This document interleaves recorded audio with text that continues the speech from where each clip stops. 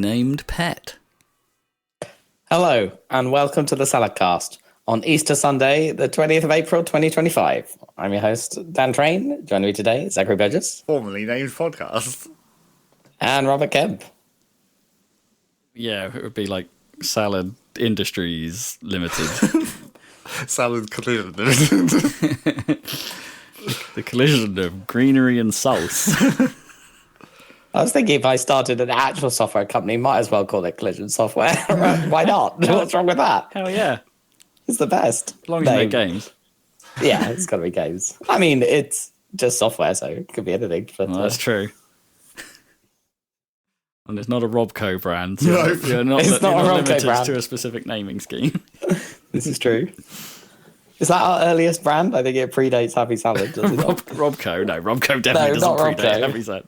Collision? Yeah, Collision probably does. Yeah, I'm pretty sure that was on the first click and play game that Space Falcon had the logo on it. I'm pretty sure. Did it? Our amazing powers of the ancient internet, or ancient computers, even pre-internet, where it's like, even then we understood where it's like, oh, you gotta have your company logo. Have the logo. Even when we were children. Yeah. Well, you know, we got games on CDs had always started with stuff. Yep. Yeah, it's all about Come on and branding. conquer. Oh, Yeah. hell yeah. That's it. Isn't it weird that like 30 odd years on, my brain still goes back to that CNC installer. Oh, that was brilliant. The CNC installer. That's even pre the intro. It's like installers used to be a thing. Yeah. And then CNC had all those weird, like, fake future TV shows that it would flick through. What was that? reason. It was like a demo mode or something. Or No, that it wasn't part of the intro, right? It was like I the guess pre-intro so. was like they were going through the TV channels, and then it turns on to Kane or whatever. But that's quite relaxed compared to like Hell March from Red Alert, you know, wasn't it? Yeah, it just went straight into that. I guess that wasn't Yeah, it just went straight that wasn't the actual intro, was it? That was the start of the Nod campaign. That's You were going right, through the yeah. TV channels, and then it's Kane, and then you, I guess, joined Nod somehow. I know, but even Red Alert didn't go straight into it, right? Because it did the whole Einstein. The intro was Yes, the whole assassinating Einstein back in Hitler. time. Yeah, holds his hand, zaps. And did you? Oh, yeah. Did you do it? Did you do it? The shaking hands with Hitler Yeah. to murder him thing.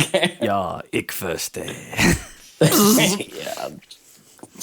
Oh, so good. And there's like time will tell. Ding, ding, ding, ding, ding, ding, ding, ding.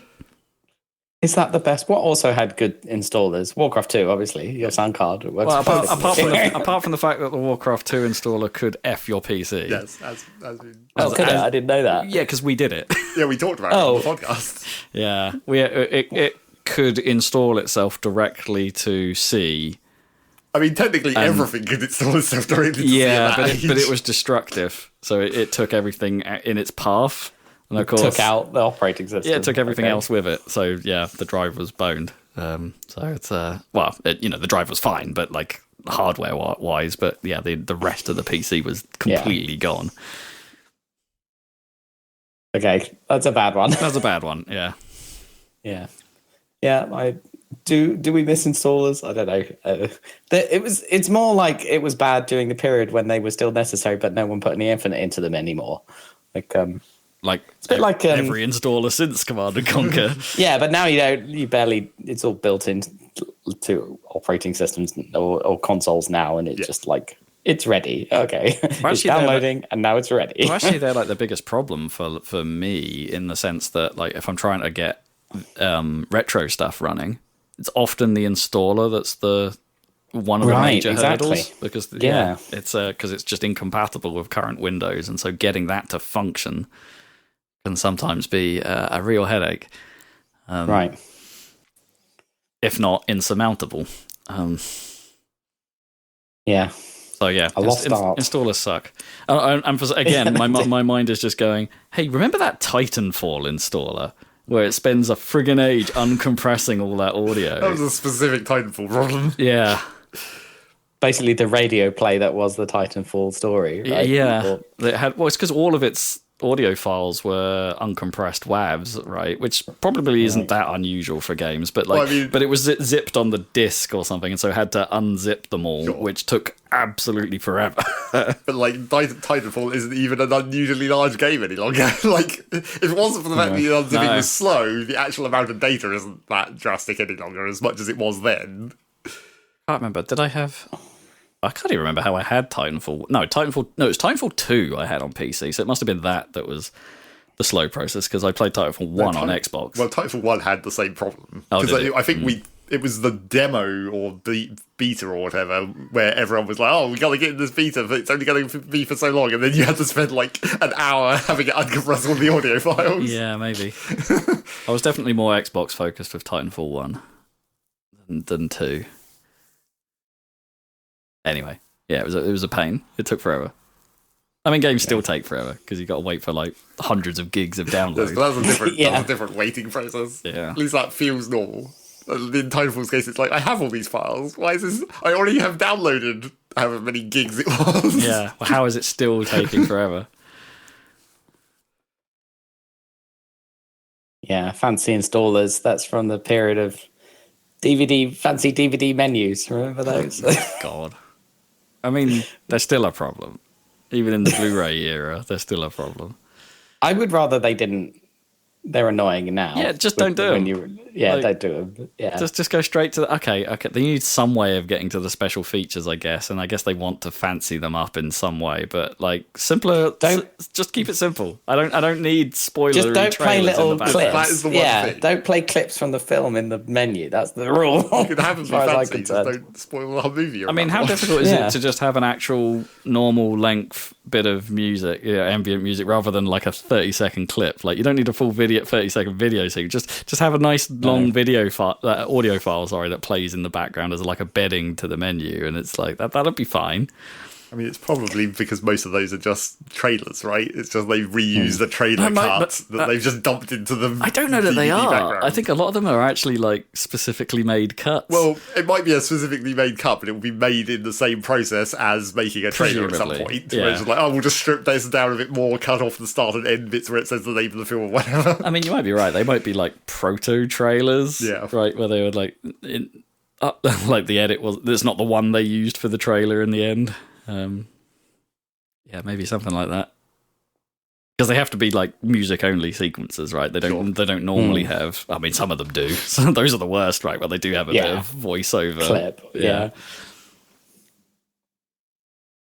Man, I liked the Lost in Translation DVD one. It was just like the Tokyo skyline at night with the twinkly lights or the red lights, and that Death in Vegas track just looping. Oh, or whatever. Okay, excellent. Yeah. That was it, and it was great. And then you play the movie.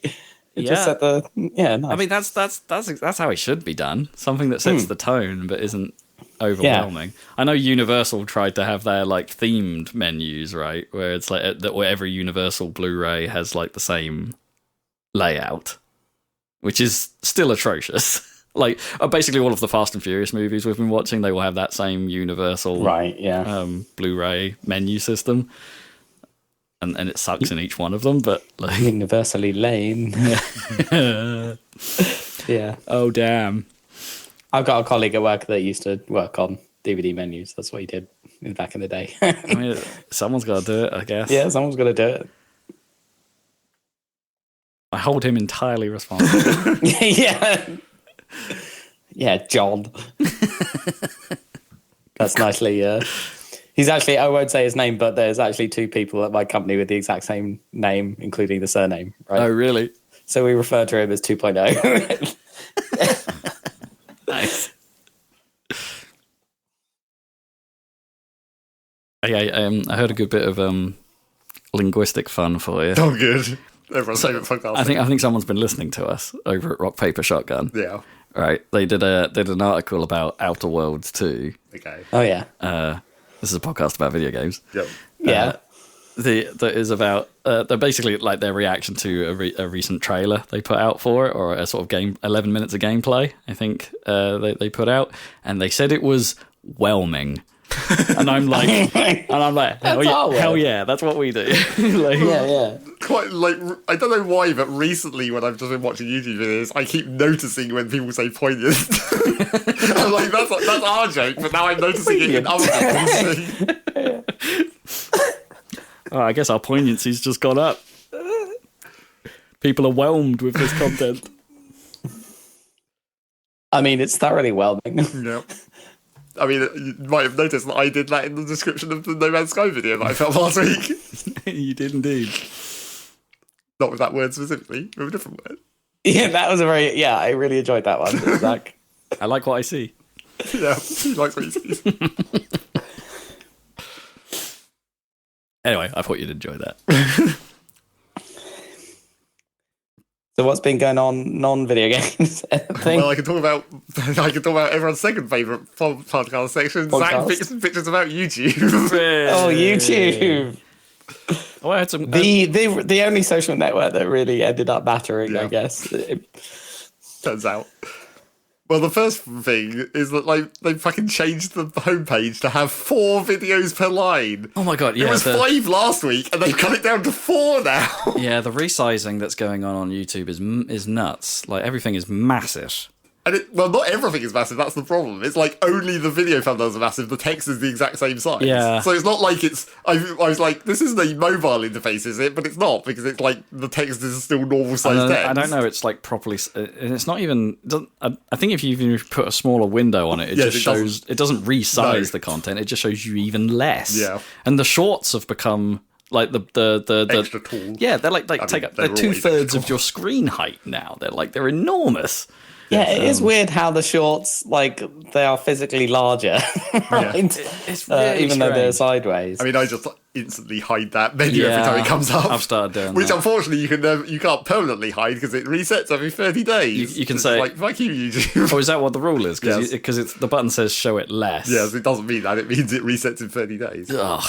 Or maybe 30 days. I didn't know I could hide that. Okay, I am learning. Yeah, there's a top right of the bar. There's a little button. I've just done it. It says fewer shorts. Yeah. Fewer. But at least they don't appear in your normal feed. Like, it doesn't try and mix shorts in with the normal feed if you hide the shorts down or anything. It's like I actually don't mind YouTube Shorts. Like, it's fine. Like, it's fulfilling that TikTok role, I guess. But like, do you use it on a phone? Because presumably that's why they're that aspect ratio, right? Yeah, that's what it's designed for. Yes, but why?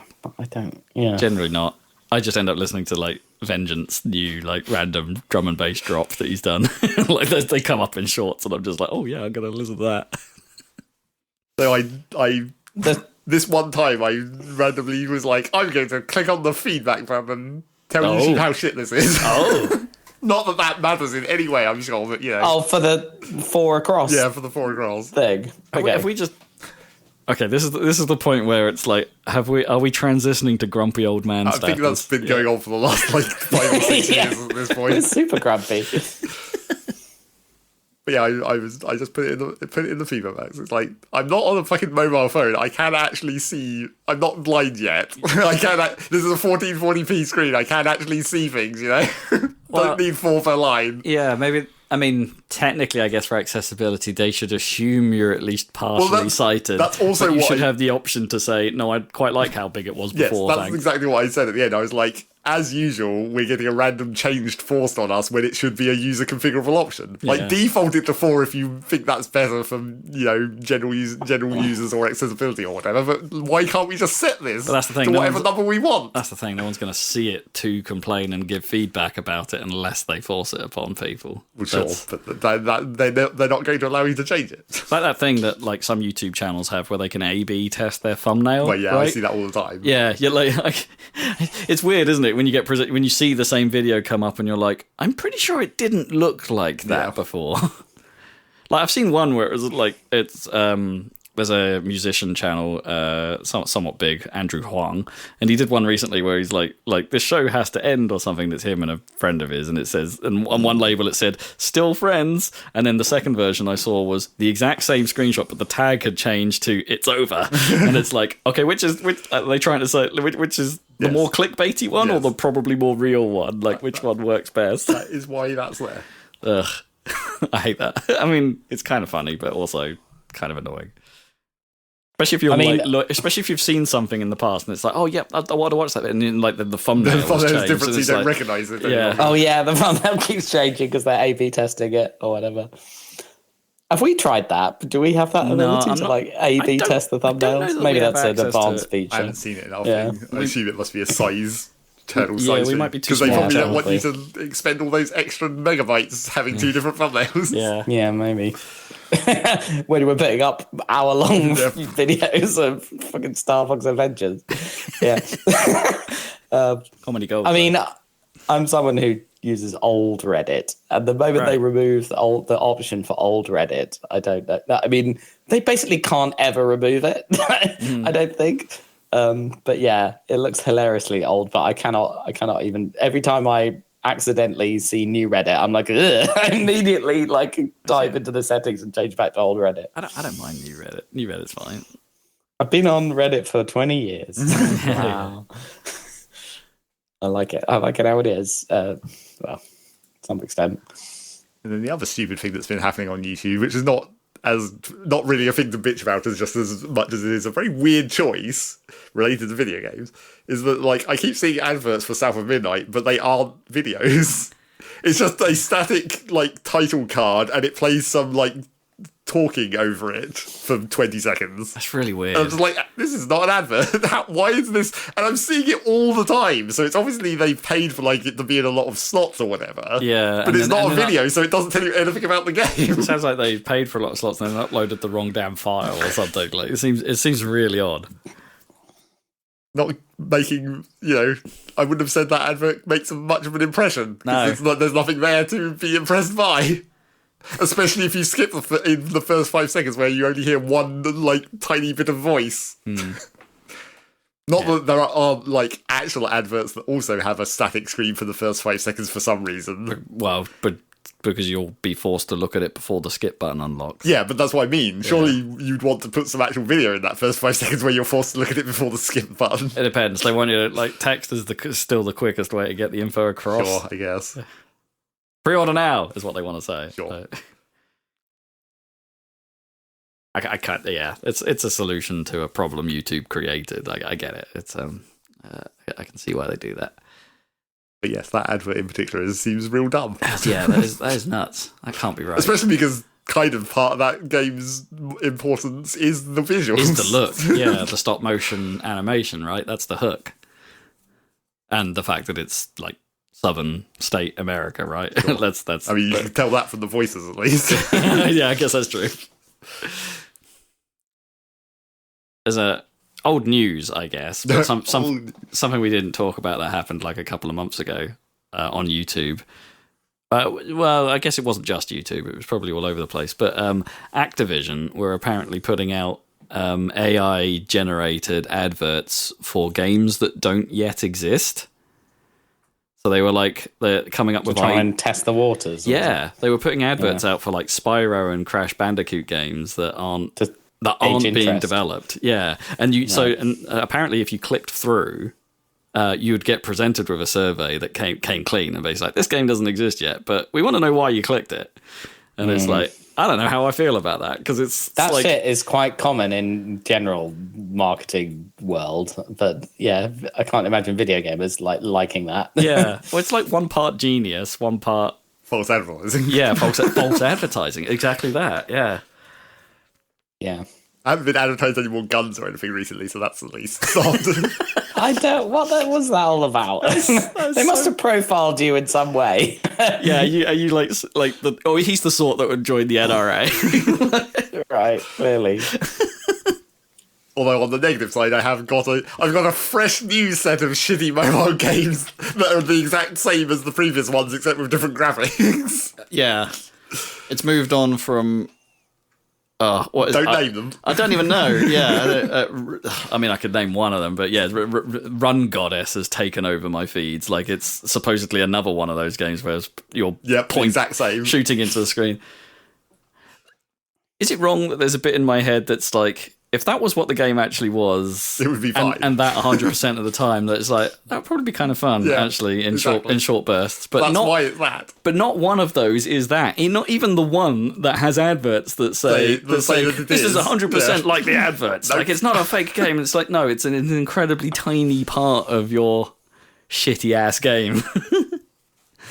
It is funny because in certain ones of those shitty mobile games that they've had, the ones that are the worst offenders for just dumping a shit ton of ads, occasionally you will end up seeing so many of those ads that you will eventually get to the ones where it's like, oh, there's the one where it shows you what the actual game is. It's like you work your way through all the fake ones. It's like, oh wait, that's real footage. I can tell. See, I've never actually come across that. I've never actually come across the. I've only ever seen YouTube videos of people tearing down those games to be like, here's what they actually are. Never had the real ads. The real ads. I heard. I can't remember what it was, but I think someone at some point made a game that was basically like a whole a whole collection of the fake ad games. Yes. Like a parody. It's like that's pretty funny. I think I don't know if they did a sequel, but I think they were talking about doing a sequel because I guess you can keep making that for a while. Yeah. It's quite a good idea. I mean, I wonder if it's actually a good idea. Like, who knows if those? Like, I'm sure those games are actually good. £5 or whatever. It's fine. Yeah. It's a parody. The problem is I'm pretty sure they probably outstay their welcome. Like, well, sure. Immediately. Anyway, that's the internet. That's the internet, folks. It's these days. There's a massive bloody nail my neighbour just pointed out to me in one of my car tyres, so that's annoying. But it must have been there for some time because the nail is quite flat. Like it's nice and shiny on the surface. So it's clearly not causing me a problem right now, but it might do very soon. I'm just hoping it's in one of the tyres that I know need to be replaced soon. I can't remember which one it was, but is it? Do you have like fancy tyres, so it's not? Will it eventually flatten it, or do you have like run flats? Oh, they're not run flats, no. I mean, they're stiffer because electric car tyres are stiffer, so they're a little bit harder. And would it be worse to pull it out? Oh, almost certainly. You don't want to do that. But now that I've noticed it, it's like, I guess that is a bit risky to keep running it. I probably do need to get that looked at. Don't know what the procedure is for that. No. You still have a spare? No. There is no spare on most EVs don't because there's no space. Because the battery takes up so much extra space. That's not ideal, is it? No, it's not great. It's not great, but yeah. And it's supposed to go to the worst part is it's supposed to go into Jaguar on Thursday because of a recall on the heater. Supposedly, they did a product recall saying like the high voltage. Well, in the most confusing phrase to me, high voltage coolant heater, and I'm like, what? It heats the coolant? Like, what? Anyway, I think it means a coolant and a heater, right? The air conditioning system. There's supposedly a recall on that. So it's going in to have that done, and I know for a fact they're going to look at my tyre and go, "You got a freaking nail in it, mate." I don't know. They might not, though, right? Most of the time, most. Well, I would ask them if most dealerships this needs dealing with. Yeah, most dealerships do we'll get your car in and we'll do a so many point check on it just because we've got it. And that's when they try and get you, right? That's when it's when they just be like sticky. This needs a bit of work. This tire's going to cost you £400, and I'm like, no, I know I can get them for $200 and a bit. It's like that's still expensive for a goddamn tire, but still, it's because they're big ass tires. But it's you're charging me way too much for these, and I know, so kindly don't. And the least I have to deal with. I think I may have said it on the podcast before, but the less I need to deal with Ipswich Jaguar, the better. Sure. They've not been the best people to work with. Interesting. Anyway, that's my woe for the day. I did try and put a controller in Miles's hand the other day because he saw me playing on the Steam Deck, and he was like, "Oh, I want some of that." So I was like, okay, you want to put, I had What the Golf on the screen because I thought, like, yeah, you can just mash the screen for that, right, and play some of that. Yeah. And he does that for a bit, and then gets like, yeah, but there's all these buttons. What do they do? And I'm like, well, not very much. Like, you can play What the Golf with the sticks and the buttons, but you can't. Most of the buttons don't do anything. So he wasn't interested in that. And I'm like, okay, what could I put on that's that just uses button controls that you might be interested in? So I put, of all things that I just happened to have installed on the Steam Deck at the time, I've said, okay, how about F1 Race Stars? Because all he has to know is like pull this one trigger and the car goes forward, and then wiggle the stick and fun stuff happens. Like, just not to play the game, just to have something for him to do. And like that fires up, and I put him in he gets there and he gets his hands on it, and then for some reason doesn't want to push the buttons and starts pushing the screen. And I'm like, what is it about What the Golf that makes you want to use the buttons, and a kart racer that makes you want to push the screen? I'm not following here, mate. Because What the Golf is like more abstract visually, so maybe, you're not really seeing. He's not perceiving things as real objects on What the Golf, whereas like when it's some dude in a car, basically, it's like, oh, there's a thing. Yeah, I mean, but there's this like one of the few things that still runs on my old iPad is this little light. It's just a light show sort of thing where you poke the screen and mystify your mind happens. Yeah. But he understands that. He understands like pushing the screen to make abstract shapes and stuff happen. But yeah, not quite sure. We were trying to think like what is actually a good, like, someone who can't quite cognitively figure out controllers to game space logic just yet, like what actually works. And it's like the best idea we've come up with so far is Mario Kart Wii, maybe, right, put a Wiimote inside that steering wheel, because he understands cars. Okay, right, he's obsessed with cars now, and he picks up round objects and starts turning them like steering wheels. So like, okay, maybe if we put all the assists on right in Mario Kart Wii and just give him that. The Wii motion controllers are like weird because they like, as we well knew from playing far too much Excite Track, it's like you have to do it in a specific way. You can't just wheel it around randomly. Yeah, the problem was like if you turned it too far, right, you went past the threshold and then it starts turning the other way or something like that. And he definitely would do that, but it doesn't matter. Like for the purposes of this, doesn't matter for him being entertained. Yeah. He's not going to be winning. I don't think you'll be able to tell for a while, but I think it would be very funny if if your son is like super into football and has no interest in video games. Oh, I mean, that's bound to happen.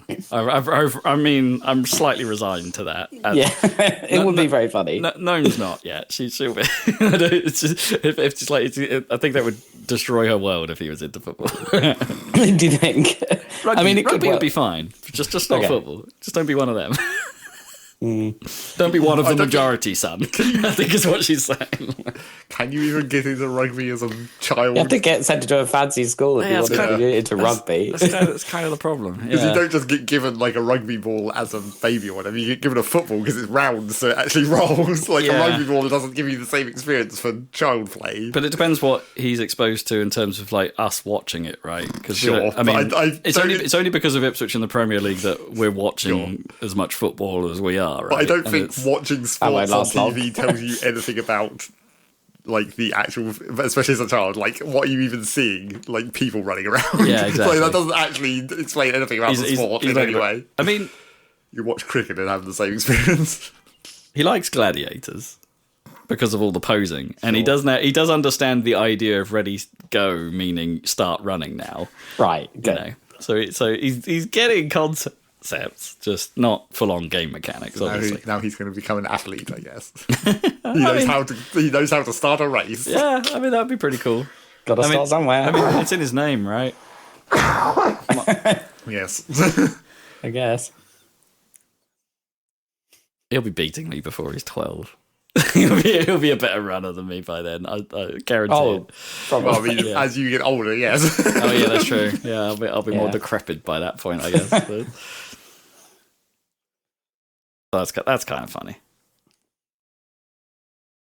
So yeah, I'm attempting to educate him. He's just having none of it at the moment. And how's the new PC, Windows 11 notwithstanding? Yeah, still. I mean, I'm still always like. It's at the moment. It still feels good when things just work. At the moment, and I know that's like a bit like almost an Apple-y phrase. Right? Things just work, man. And it's like no, at the moment, works. At the moment, for the most part, that is my experience with this new PC. It's like things just work. Yeah, well, okay, we've got that little problem that Zach's seen a few times where my monitor seems to just black out for a second or two here and there, but we're not quite sure what's causing that. It's fine usually when I'm in the middle of something, right? Like if I'm in the middle of a game, that doesn't happen. If I'm one thing I did have a problem with is I had like a day where my mouse kept cutting out. Like it was still connected and still it's a Razer Chroma mouse, so it's like it's all lit up normally, but it just wasn't responding. Like I'd wiggle it and nothing would happen, and it's that happened to me a couple of times whilst playing Avowed. Only for like a hot second, and then it would like come back, and it's like so. I went through one session where that was a bit of a pain in the ass. So there's that. But I don't know if that's because I've changed to running it through a USB hub, right? Because I've got a hub. Oh no, USB problems. Yeah, but probably a hub issue rather than an actual straight up just. You meant to plug it into that special top back port of your PC, of course. Classic. What, where the PS2 port used to be?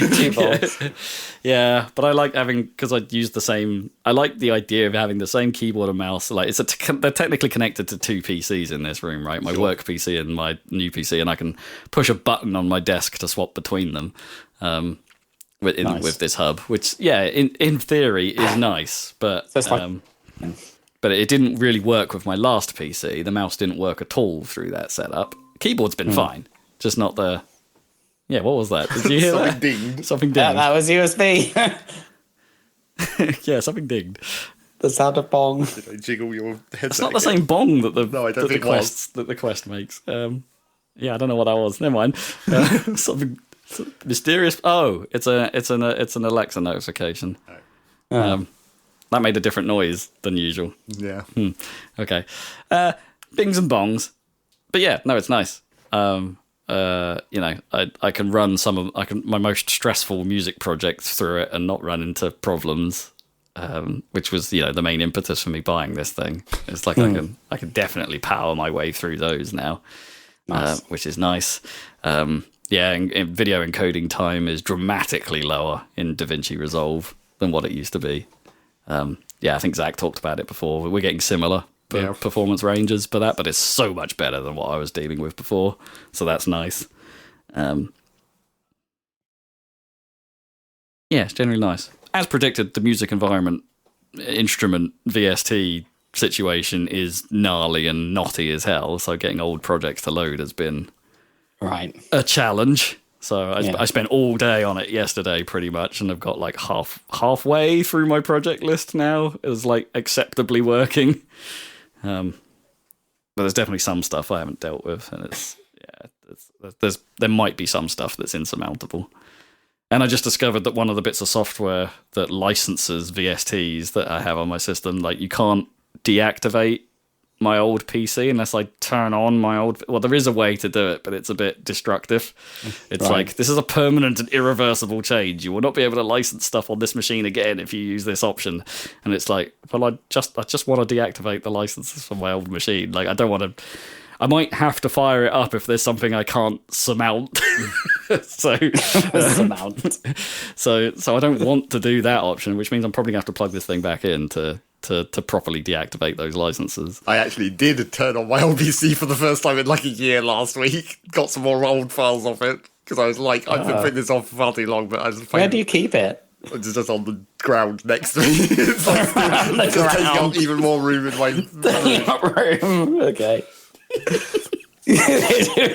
Gradually, then you'll have no space on your desk because it will be on PCs. Well, I mean, I have like because I had the previous monitor that was my main monitor is now my second monitor, so I actually have a proper I have two widescreen monitors now as my dual screen, but I have the third monitor that was the old second monitor, which is an ancient 4x3 DVI port monitor. But that's what I used to plug into my previous PC when I need to turn it on. So that's there as well in the corner. Oh, I suppose that's nice because you can run them both separately. Yes, except I don't really need to.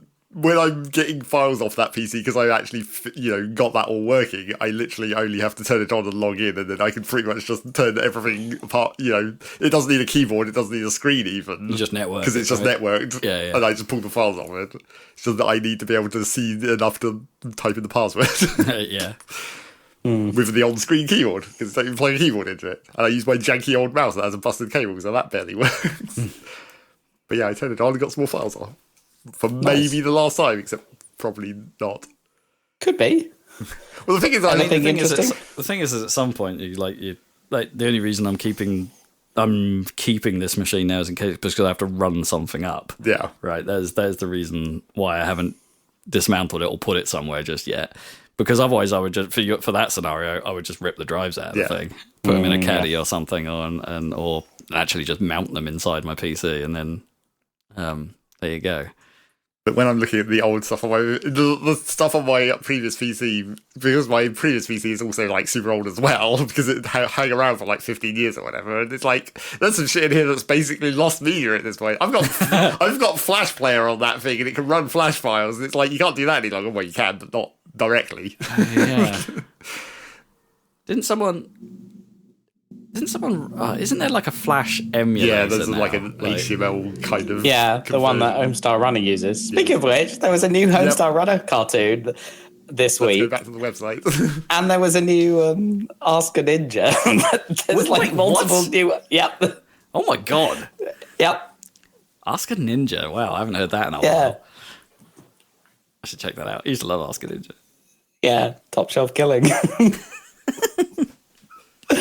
Yeah, so I don't know what's going on, but at the end of the cartoon, it's they're going to be regular updates on Homestar Runner. It's what are you talking about? I'll see you in Halloween. But yeah, it was cool. But yeah, there's a Rust emulator for Flash, which runs in the browser, and that's what powers Homestar Runner these days. So maybe that's not strictly lost me.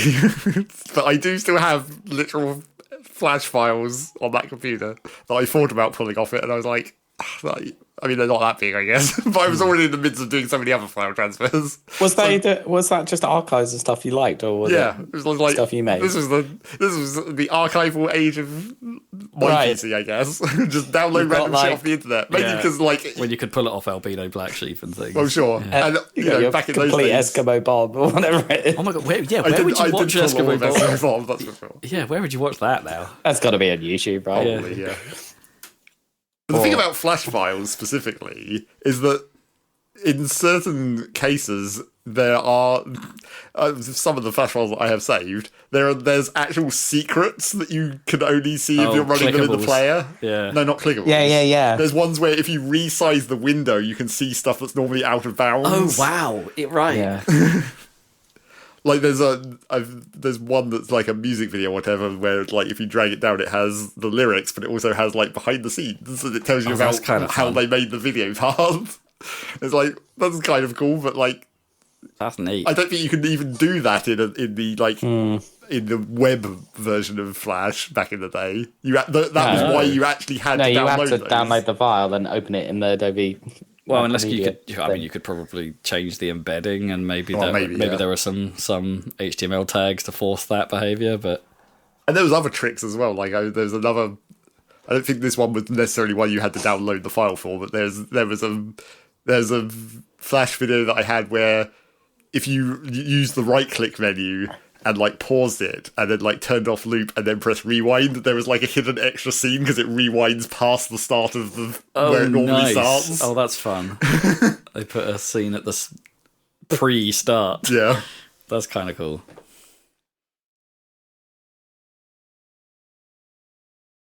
Technology. That's wild. That's the kind of stuff what is I forget what it was. That is it someone Barlow, his games, where he does stuff with that, that was the most recent one. about an actress or something, and you're scrolling through their old films or something. Right, yeah. And there's weird sub-narrative that you can discover by scrubbing through them, and then scrub backwards, and then it causes other bits of video to appear and or sequences to change. Yeah. It's like kind of a neat idea. I didn't really like that thing, but I like the idea of it.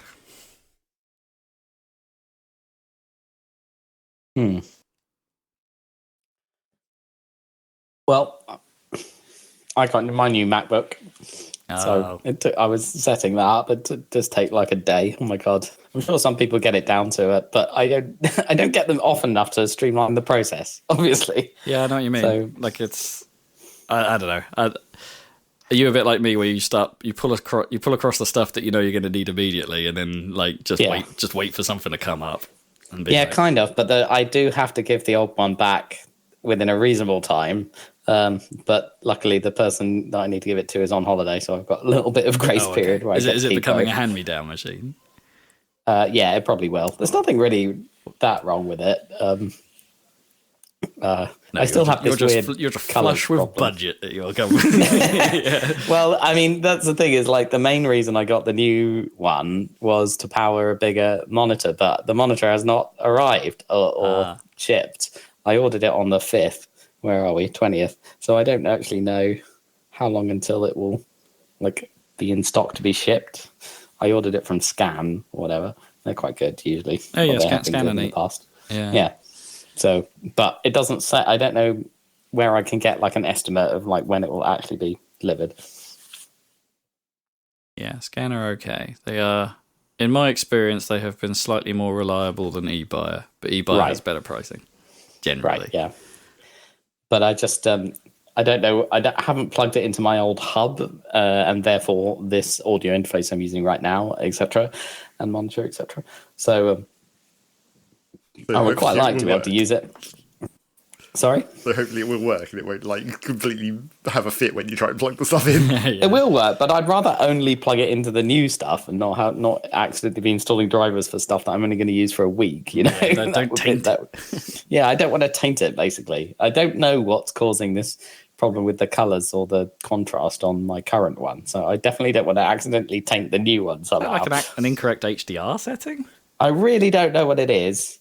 I cannot work it out because that definitely happens between my Xbox and my TV at times when the HDR gets itself all in a bit of a twist. I think it must be HDR or something related because it's like a contrast ratio thing. But rebooting the machine fixes it, so I don't know. It's like watching iPlayer in HDR mode, right? Like because that doesn't use for some reason that doesn't tell my TV to go to HDR mode, so I have to sort of go into the settings and be like, no, turn on auto HDR and futs it, and then it starts to look at, or change the picture mode, and it's like, okay, this looks normal again. Yeah, I don't know what it is, but I'm really hoping the new machine just doesn't have the problem somehow. But I'd rather plug it into the new monitor. And the other thing is that I've been trying to work out because I have this quite good Thunderbolt hub thing. Hub? Yeah, I guess so. It's the Cal Digit one. It's the TS3, which is the older one. But it's been great because I literally plug one cable into the laptop and then it powers the monitor and like all the peripherals and it charges and does everything.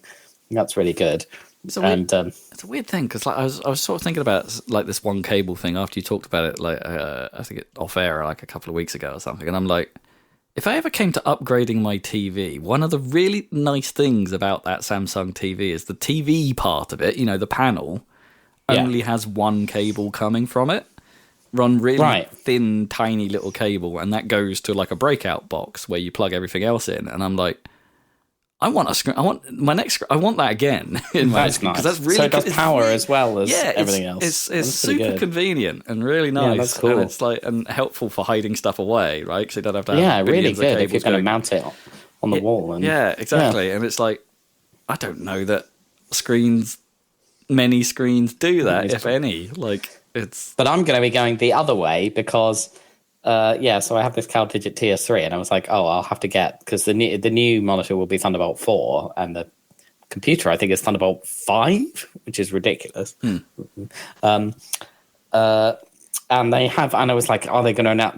Been a TS4, the next generation, and now I was waiting for them to announce the TS5 or whatever, and they announced it.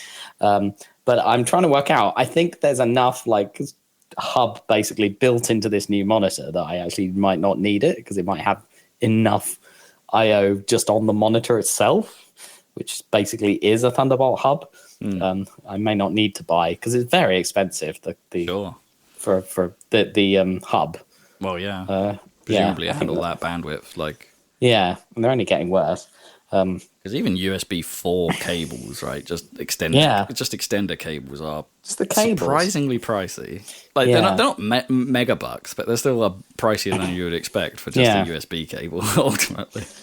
So that's why I want to get the monitor in, so that I can like try plugging everything into that and not have to worry about the hub. So that will be interesting.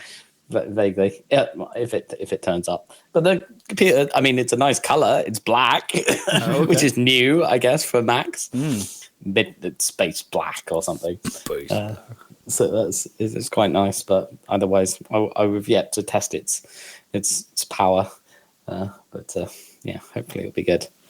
But yeah, setting up computers, especially for coding, I've been doing the same as you've been doing for music projects, except for coding projects. Trying to give it the most stressful tasks and see what happens. Well, no, to see if they run, right? Right. Not the most stressful task, but literally like, I haven't touched this project in years. Is this going to actually? Can I run it again at all? Yeah. I managed to get the Happy Salad website dev server to run, so that's as far as I got. Yeah. It's pretty old, but I should be able to. That will mean that I can then at some point try bringing it up to date, so that I can, I don't know, change the Twitter logo to X, or hopefully remove it. No, leave it as the Twitter logo. Okay. But make it so like the alt text when you hover over it is just like, yeah, we know what we're doing. I wanted to find a sound library or something I could work, so that when you hovered over the Twitter logo, it went X. Classic. Oh yeah. Yeah, but I don't know. I can manage that. We'll see. That's almost too, what's the word? Flattering to X. Yeah, a bit too flattering. Yeah. Throwing Mr. X to the Z exhibit at it. Bouncing. It's true. But that would also be a reference to our Death Ender game as well. Maybe if you clicked that link, it actually just goes to like a clean software video at the right point. Speaking of ancient tech that won't run on modern systems, Vcade. Vcade and Vcade. Can't run Death Ender X in the browser, probably. I haven't attempted running any Games Factory stuff in Windows 11 yet. Let's see if that even functions. Presumably it'll be just as bad as it was on 10. Yeah, probably. I mean, I never had any chance on Mac, so... Yeah. I wonder if the Proton layer can deal with it. maybe I might have more hope, actually, on Steam Deck running that stuff, because of... Isn't fucking Five Nights at Freddy's a Games Factory game? At least. Probably Multimedia Fusion rather than Games Factory. Right, probably. Yeah, you might have better luck getting it to run through Proton on the Steam Deck, actually, because of some of the trickery you can do with loading old Windows DLLs into it. Interesting thought. Maybe they'll run at the correct speed and not have sound glitches whenever we try and do something. That'll be amazing. Discs of abnormality becomes discs of relative normality. Relative normality. Right, we should talk about the news. What's been going on? News. Not a huge amount in news, apart from the inevitable Switch 2 musings, I guess, that came out from all of the last Switch week's. 2 outfalling. Yeah. Clarifications, rumours, not rumours. Let's talk about a rumory thing that I didn't actually write down, but is in my head right now. I mean, first of all, you got a pre-order and I missed it somehow. God damn it! They've not come back. Yeah, I've been keeping an eye on it too, and I haven't seen them. Yeah. I mean, it gets worse. I don't want to make it sound like there's any pressure or anything, but Nintendo have said that Mario Kart bundle is going to be discontinued in autumn. Yeah, but they had always said that. That was. Had they? Was that not new information? It was in the Switch. Yeah. In the Switch 2 Direct at the end, it did say that in the small text at the bottom of the screen. Okay. That represents quite a discount, doesn't it? It does. Yeah, bundle. It's it's like $30, I guess. well, like maybe as much as 50, right? It's like it's a lot. $50 saving, right? Like Yes. over buying it separately. It's like quite a lot. That's huge, right? Yeah. Yeah, and you're gonna be buying Mario Kart eventually if you get a Switch too. Let's face it. Yeah. Although every now and then over the Switch 1's life cycle, even though I own Mario Kart 8 on the Wii U, a bit of me has been like, oh, maybe I should just get 8 Deluxe. And you're the one who theoretically would get the Wii U out in order to play an old game. Yeah, I probably would. Did you manage to secure a pre-order for the bundle then? Yeah. I mean, who's going to order the non-Mario Kart bundle? Well, the ones that can't get the bundle, right? sure. Like me, maybe. The ones that are left, yeah. I would do that, It would be annoying if I had to pay full price for Mario Kart. You've got at least like most of a month left until you really need to make that decision. Yeah, and also hold off. Yeah, I mean, there's so. absolutely no guarantee, I suppose, with any console launch that just because I have a pre-order doesn't necessarily mean I'll get it. Sure. There's always some tomfoolery is to be expected. Although less where did so you get from it? Argos, right? Yeah, in the end I got it from Argos, yeah. Okay. Because I don't know if did I talk about this on the podcast last time, but I got my Nintendo invite eventually, but it was really late in the day, and the invite apparently was only valid for the rest of that day, and so I didn't even notice it until the following morning, and it was just like, I was just like, oh, son of a. But anyway, I had already secured one anyway, like before that had even come through, so it was just because I hadn't got it, and I thought, well, maybe I didn't pass Nintendo's the Nintendo check. Muster. Yeah. Anyway, the wider world reaction to Switch 2. I guess they're gonna do USA pre-orders at the original price. The console. That's the current plan. Yeah, that is the current plan. But accessory pricing in lieu of the tariffs happening has been those prices have definitely gone up. So while the console prices are going to remain the same, and game prices are going to remain the same, accessory prices are increasing by up to 10% for the US market. Right. Well, whatever.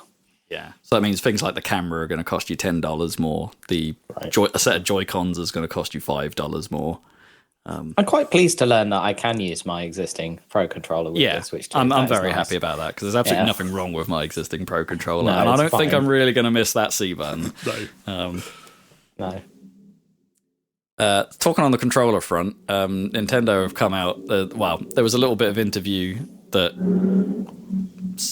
sort of explains where they addressed why the new controllers still don't have analog triggers, and they blamed it upon quote unquote fussy developers. Really? And that fussy developers were asking them not to make them analog. And which then, exactly. Like the raised eyebrow is, who on earth is doing that? And it's like, oh god, it must be your internal teams. Like, for whatever reason, your internal teams want digital buttons. It's like there's no third party developer that's probably talking to Nintendo. No, keep it exactly as it is. We like it. Why? Because it suits Mario and Zelda better than it does, I don't know, racing games. Well, Nintendo don't really Gran make Turismo. Yeah, Nintendo don't really make racing games other than. They make fucking Mario Kart. I mean, that would be quite good in Mario Kart, wouldn't it? Well, maybe not. I'm actually kind of with you. I think with the open world formula, a little bit of analog control at times, analog acceleration might be a benefit. Yeah. So it would definitely make it easier to. Well, it would allow them more reign on making shortcuts and stuff. Because at the moment, there's basically two kinds of shortcuts, which are just jumps and jumps that you need a boost for. Yeah, we'll come back to the Mario Kart Direct and talk more about that. But yeah, I'm not sure their reasoning makes a whole lot of sense. They were just I assume replace the word fussy with lazy. Yeah. Developers don't want to have to deal with adding analog controls to certain games. They did go on to talk about they preferred the immediacy of a digital press over the travel of an analog. If you're going to use it for. If you're going to use it as basically, if you're thinking about the GameCube controller, if you're going to use the click of the GameCube controller, but you have all that travel before you get there, then yes, that does kind of suck as a button. Yeah, and don't forget that's the only time Nintendo have made an analog trigger. Sure. Yeah, that's true. And it wasn't the best. I like the GameCube. I actually think that I mean, it was an actually okay. good idea to have the click at the end of the trigger. Like, it was neat. To make it also a button was actually cool. And the fact that it's a straight action and not a swing. Right, yeah. I actually think it's not really a trigger, exactly. I think feels pretty good in a lot of cases. Well, I mean, that's just like an angle of the design kind of thing, Yeah. right? Because they're flat on the top rather than being trigger positioned. Yeah, because it was before the age of triggers. I mean, it wouldn't have been GameCube. I guess it would have been that generation. Triggers, I guess that generation introduced it as a standard, I suppose. Yeah. Xbox. So maybe they wouldn't have got the jump on. What about Dreamcast? Isn't that? Oh, that's true. Well, yes, you're absolutely right. Guess, that had fully. Those were swingy triggers. Yeah, swingy, and extremely soft ones as well. Well, they're not bad. The only problem with them was my only beef with the Dreamcast triggers are that they're quite thin. Like the actual plastic the actual plastic your fingers make contact with is quite thin, and it's that's true. Other than that, they were fine. Yeah, I don't mind those at all. Good for MSR or whatever. Yeah. I don't really buy it. I think they could have made it work, but fine, whatever. Yeah. So there's that. What else is going on? Yeah, it got me questioning. I mean, the obvious sticking on analog triggers is like the only real problem is now that they're introducing GameCube games, right? And it's they've essentially made the Smash adapter an essential. The thing is like apparently like there's support for GameCube controller. You mean buying the wireless GameCube controller, not the Smash adapter. Well, that or the Smash adapter, right? Because supposedly, like the way Nintendo designs their controller architecture on that system is like the theory is, although no one has proven this yet, is that you could just plug the Smash adapter in. And the Switch 2 will treat it like a controller, like any controller, just like the Switch 1 does. Like you can plug the GameCube controller and use that to control normal Switch games, right? That just works because there's only one missing button, right? And that's ZR. So as long as you don't need ZR in the game you're playing, the GameCube controller will work just fine. But yeah.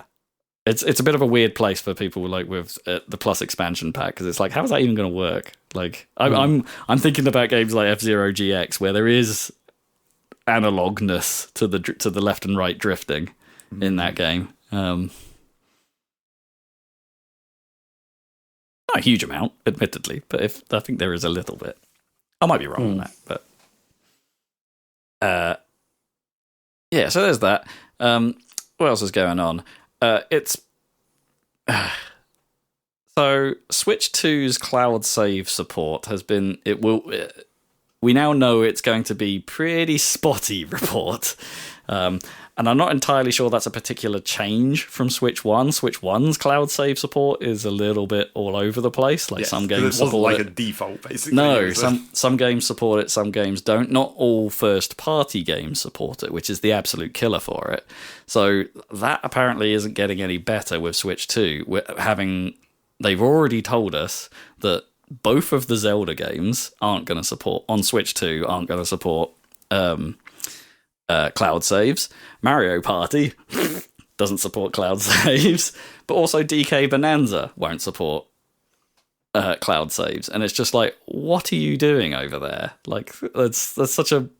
Like, in a weird way, that is one of the pillars of having NSO, and it doesn't bloody work. Why does anyone care about Nintendo cloud saves? You're not going to play your Nintendo games on another Switch.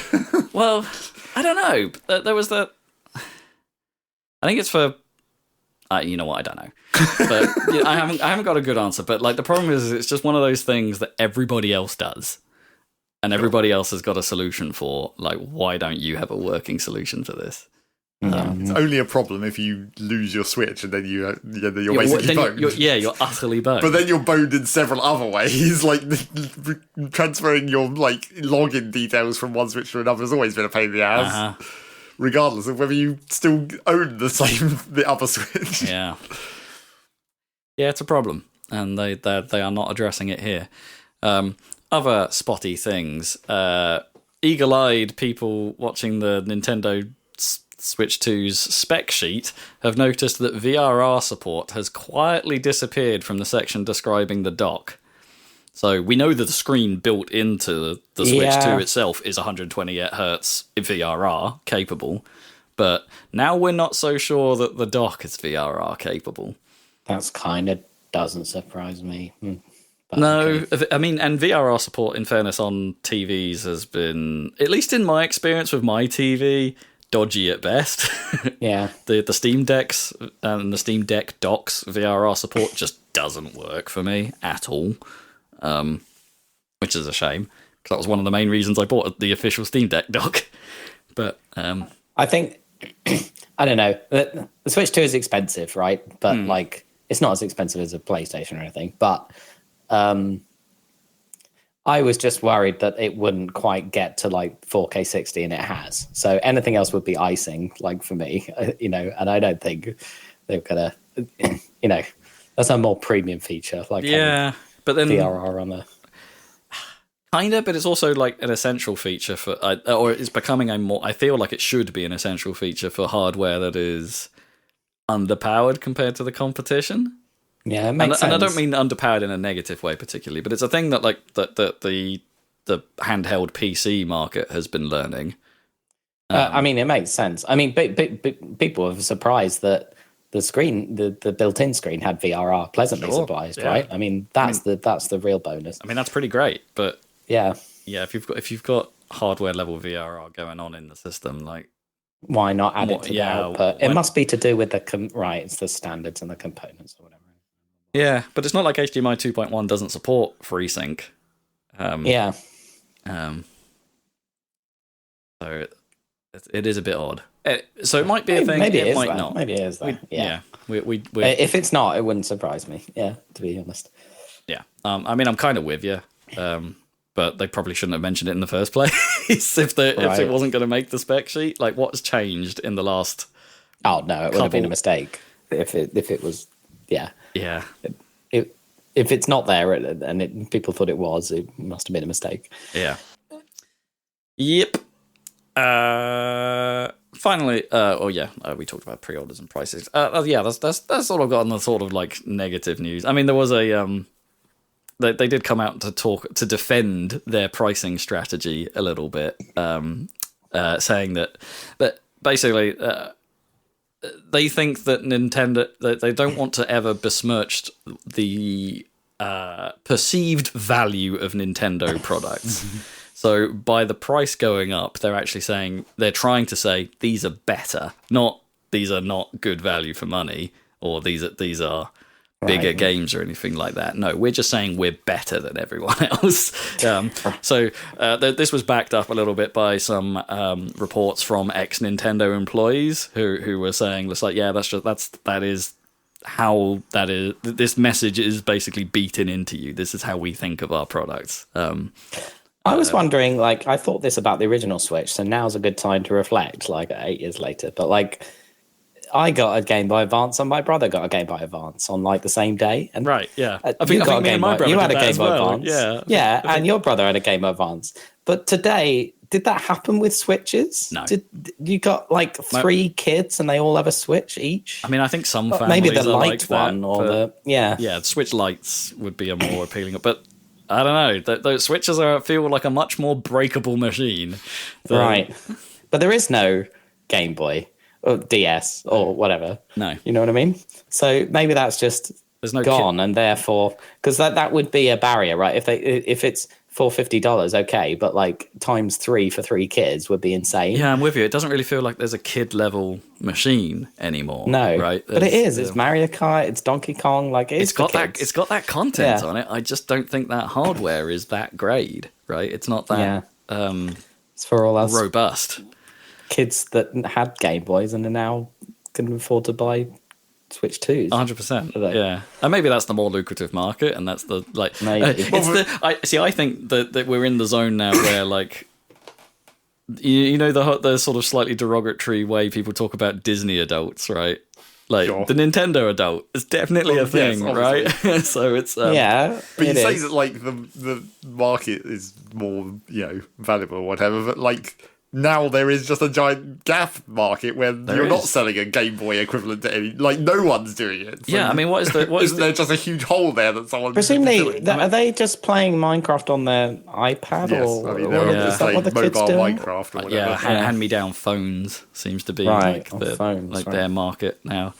I mean, the only other thing I could think of is like maybe a Chinese emulation handheld on the cheap is actually a reasonable but no one knows about kids. that. Like that's it's not mainstream, no. But not like Nintendo. No, it's definitely not mainstream. But they don't feel like a terrible option for. You probably got options for Miles in the future. I mean, I don't really, because I don't have any of these knockoff devices. You can give him your actual devices though. Yeah, but would I though? No, that's the problem. Yeah, but would I? You want to preserve their integrity and not get them. But my original point can have is my original DS. That thing's fucked. But but it was 2.4 children. Like, was the average, right? Like, they sure. You know, I would have been. I don't know. It would have been annoying if, you know, my brother had a Game Boy and I couldn't have one or something. You know. Yeah, but that's what phones are now, so I guess that's that. Yeah, I guess. Yeah, phones are the in. Yeah. But if I were a parent, I'd rather each child had a Switch than a phone. You know what I mean? Yeah. But that's a specific, like, that's us being us as much as. But you can at least lock down phones reasonably well now. Like my phone has a kids mode on it, which is still mildly awkward because. I don't know. I put the Bluey app on it, just because he's obsessed. He's obsessed, and that thing is. Oh boy, you want to talk about like poor ideas for a subscription? That Bluey app, right? Like it almost. I would say 95% of that game is not just locked behind a unlock this paywall, which I think a bit of me would be kind of fine with if it was just that. But no, it's locked behind a subscription paywall. Bluey subscription. Yeah, to the Bluey app, just to unlock more dioramas for you to drop fake characters on. But the problem is they're all still there on the UI, right? So he's padding around the UI, pushing things that he can't access, and it presents you with a massive ad every time saying, go to the store to unlock this. And I'm like, this should not be there. This is evil. Yeah. Anywho, Mario Kart World Direct? One other thing, I have to bring this up while we're talking about pricing stuff, because it's thought Zach was fed up with pricing last week. I know. It's not actually about the pricing. It's just a quote that you really should have known better and shouldn't have said. Doug Bowser was questioned directly about the pricing of Switch 2, and slightly paraphrased, he essentially said, "That's okay. We've got a product for people like that can't afford a Switch 2. It's called the Switch one. Yeah. And it's like classic. Oh no, you didn't just pull from the Don Matrick playbook. oh, that's gonna sting." Yeah. I mean, that's not what he was trying to say, though.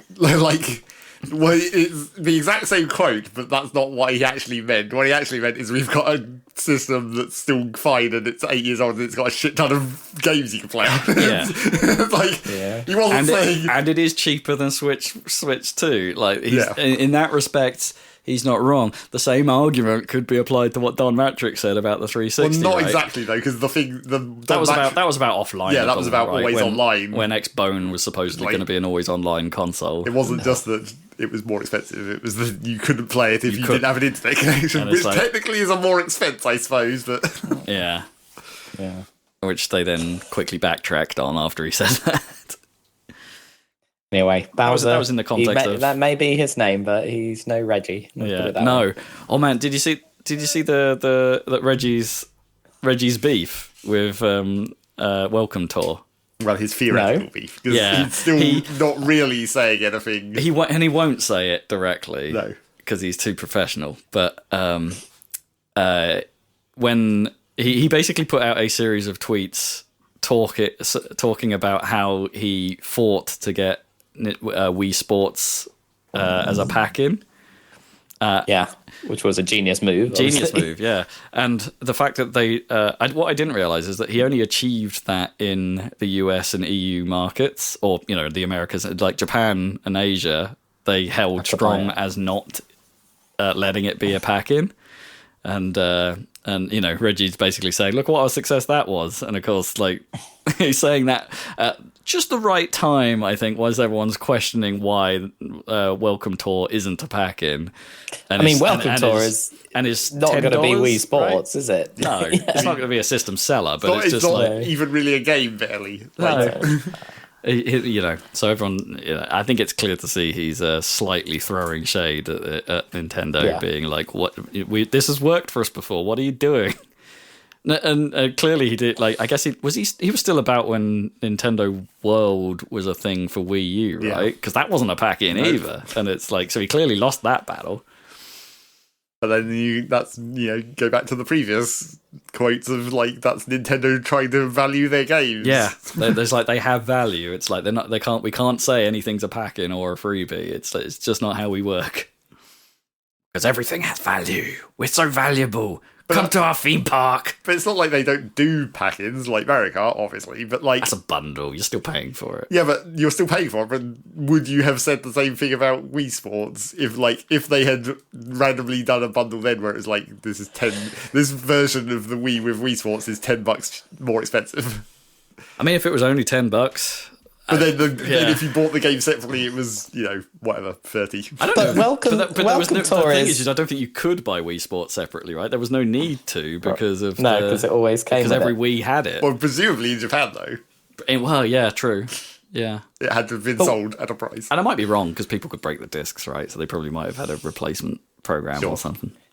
But Welcome Tour is in a special category that should only exist as a as a pack-in. We include that and Astro's Playroom, right? It was like, it's telling you about the console. Telling you about the console. It's a manual. I mean, Astro less so, because it is at least more of a straight-up game. But but it was introducing you to the console features step by step in the form of a game or whatever. So it made total sense as a pack-in. Yeah. Weird, huh? Super weird. Anyway, don't care about Welcome Tour. I can read. I don't need a Welcome Tour. Well, yeah, all that information is going to end up on a wiki immediately. So yeah.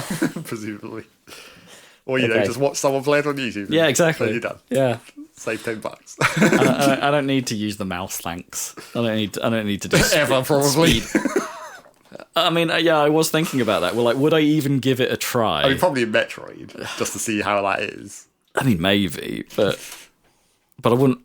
The thing is, in order to try that, and I know people have said, like, and even Nintendo have said, it's like, yeah, we tested it on people's laps. It's like, it's fine. Of course they would say that. But I don't know, a bit of me would be, like, sat at my desk with a pair of Wii controllers, with a pair of Joy-Cons, using them like mice, next to a adequate mouse. And a bit of me's just like, It's gonna even in that context, it's gonna feel odd, I think. At least you'll have a mouse mat. That's true. Not just your trousers. Yeah, not just my trousers. Anyway, Mario Kart Direct. Possibly the worst Direct ever. I mean, it wasn't particularly informative. Well, the thing is, like, it starts and they do the Nintendo thing that you're expecting. You're like, they're going to spend 10 minutes explaining every minute feature of Mario Kart, even though we've had 9 Mario Karts at this point. Yeah, but then it was like baby's first Mario Kart. But then the trouble was that, like, they got through that and then it just ended. It's like, hang on a minute, wasn't there meant to be all this other information? Yeah, what else is going on? I mean, they did at least explain that, like, okay, there was some stuff that we questioned. I mean, for me, the crucial point is, regardless of anything else, there is a new fully orchestral version of the Bomb Battlefield. 10 out of 10, no notes. Notes. Yeah, that's...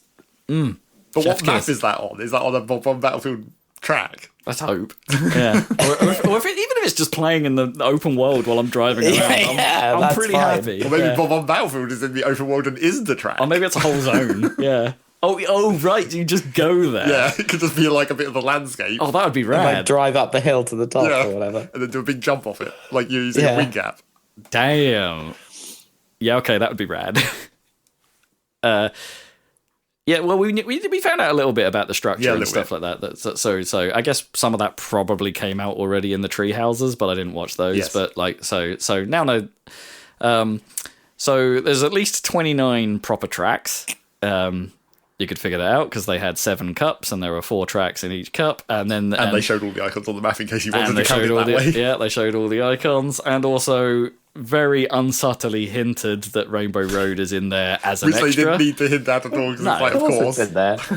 But also, it's sort of weird that it was like, oh, well, there's 28 tracks and this other one. It's like, okay, so is that not living in one of the cups, or is it just the last track of the last cup? It's got to be in the sky, obviously. It's presumably not linked to the world in the same way. Yeah. But then in terms of the cup structure, which is like how you pick like a championship to do, say, in multiplayer and things like that, it's like, where does that actually live? Well, the other theory, which is people being wildly too hopeful about it, is that like Rainbow Road will actually be 4 tracks, a whole cup that will just be linked together in their own sky zone. I mean, that would be neat. That would be a really neat extra. As like, you finish the game, yeah, well done. Have this extra. But unlockables like feel like a kind of a weird thing in an online-able Mario Kart to an extent. Right? Well, there's like unlockable things before, maybe not tracks, as much, and not really tracks. Well, sure, but it's the same as like Smash Brothers. You just unlock it once and then that's it. It's like all the characters in Smash Brothers are unlockable, and you can play that online from day one. I mean,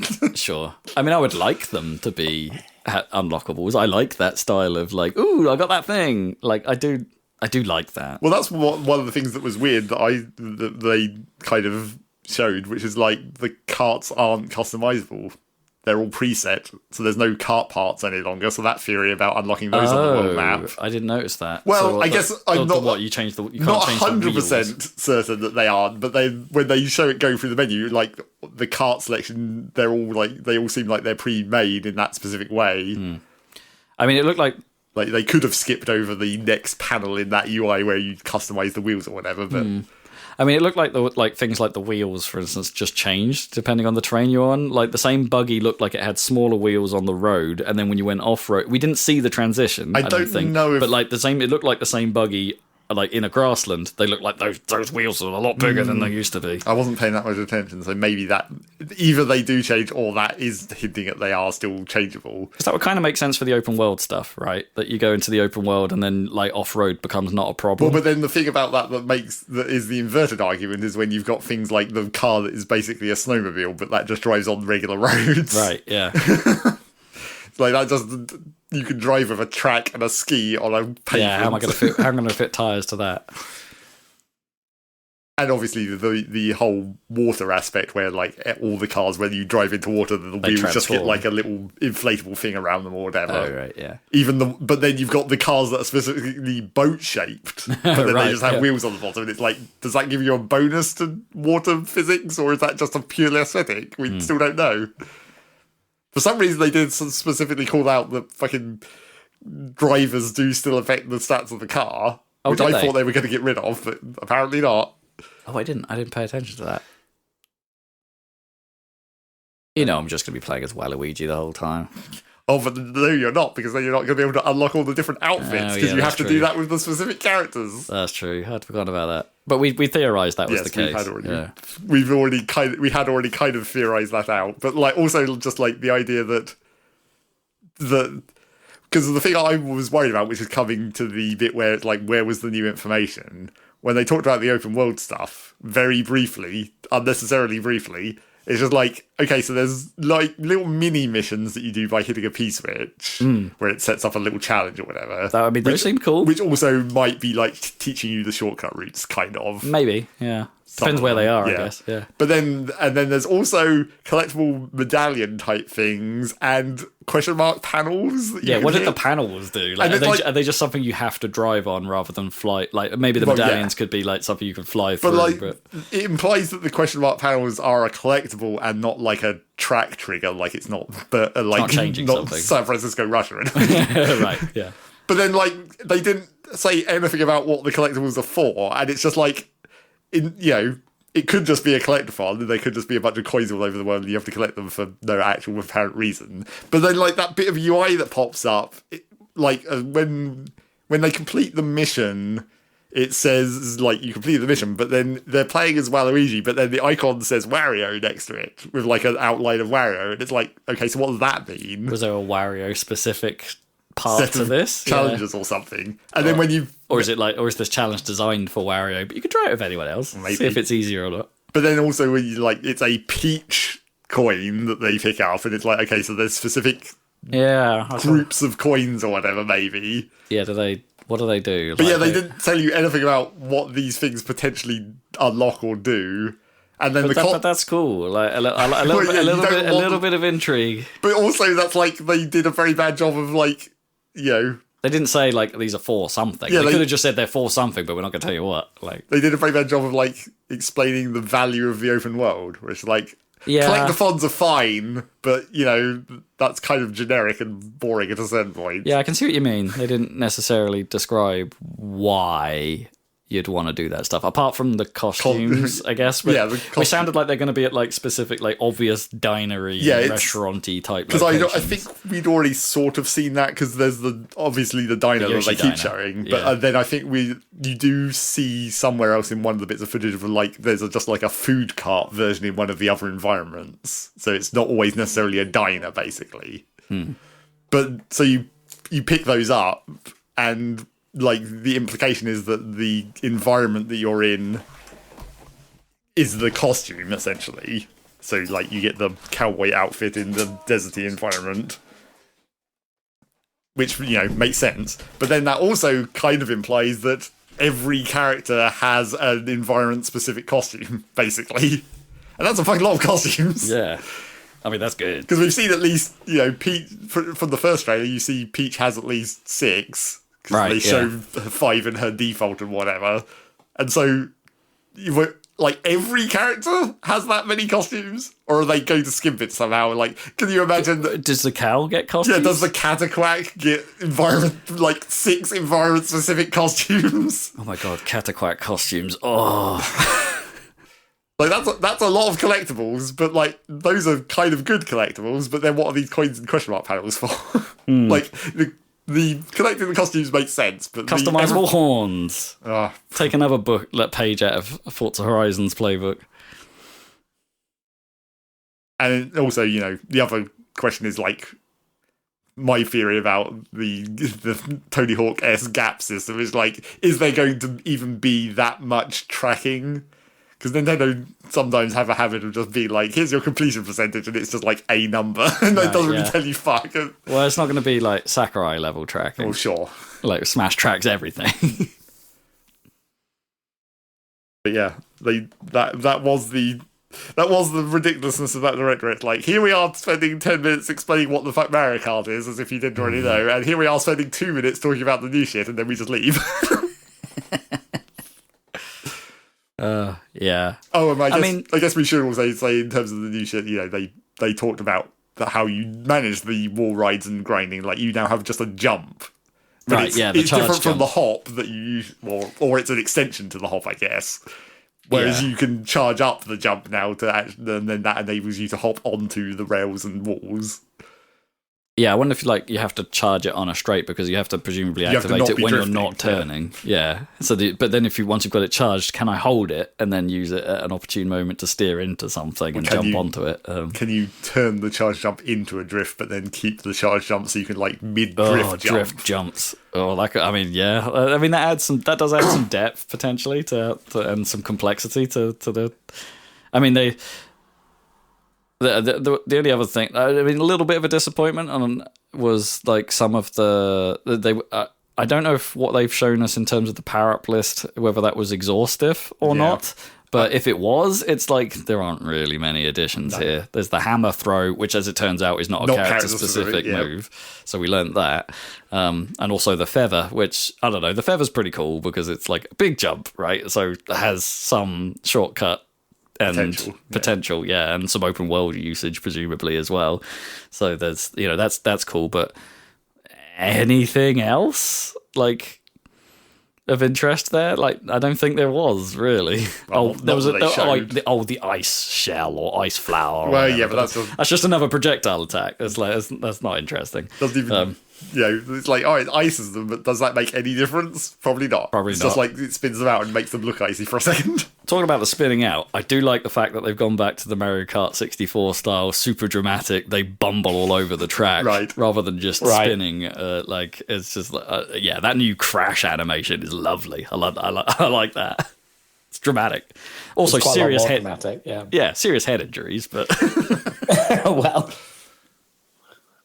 Yeah, a costume with a helmet. Yeah. That would be the secret stat. It was like, if you're wearing one of the costumes that's like an actual racing outfit, it makes you more resistant. Like, you recover faster from getting hit. Yeah, that would be pretty funny. Yeah, one of the stats is also, resilience. Speaking of the food items, another weird thing which is unexplained and is now very confusing to me is like, when they show Peach getting the sushi to get the Asian outfit, she has 3 of them, like it's a triple shell. It's like, what the fuck is that for then? Oh, that's a good point. Free sushi's going like orbiting the car, and then when she uses the first one to change costume, there's 2 left, and it's just like, what's that for? What is that for? Is it just you can donate the costume to some other people? you throw them about the track just to. Is it like a distraction technique? It's like, I'm just casually driving and my costume bloody changed. Like, now I can't concentrate because I'm too busy looking at this kimono. But I don't know. A lot of characters though. Well, I mean, there had to be at least 24. Yeah. Minimum. No word of DLC or anything like that. But don't hold your breath, though. I think there definitely will be down the lines. Well, see, everyone's hoping, again, too much hoping. There'll be a booster pack. Everyone's hoping that they're at least going to do, some Splatoon on it, and, here's the free updates for at least a while. Yeah, I don't know about that. I don't think they'll try and pull a live event with this.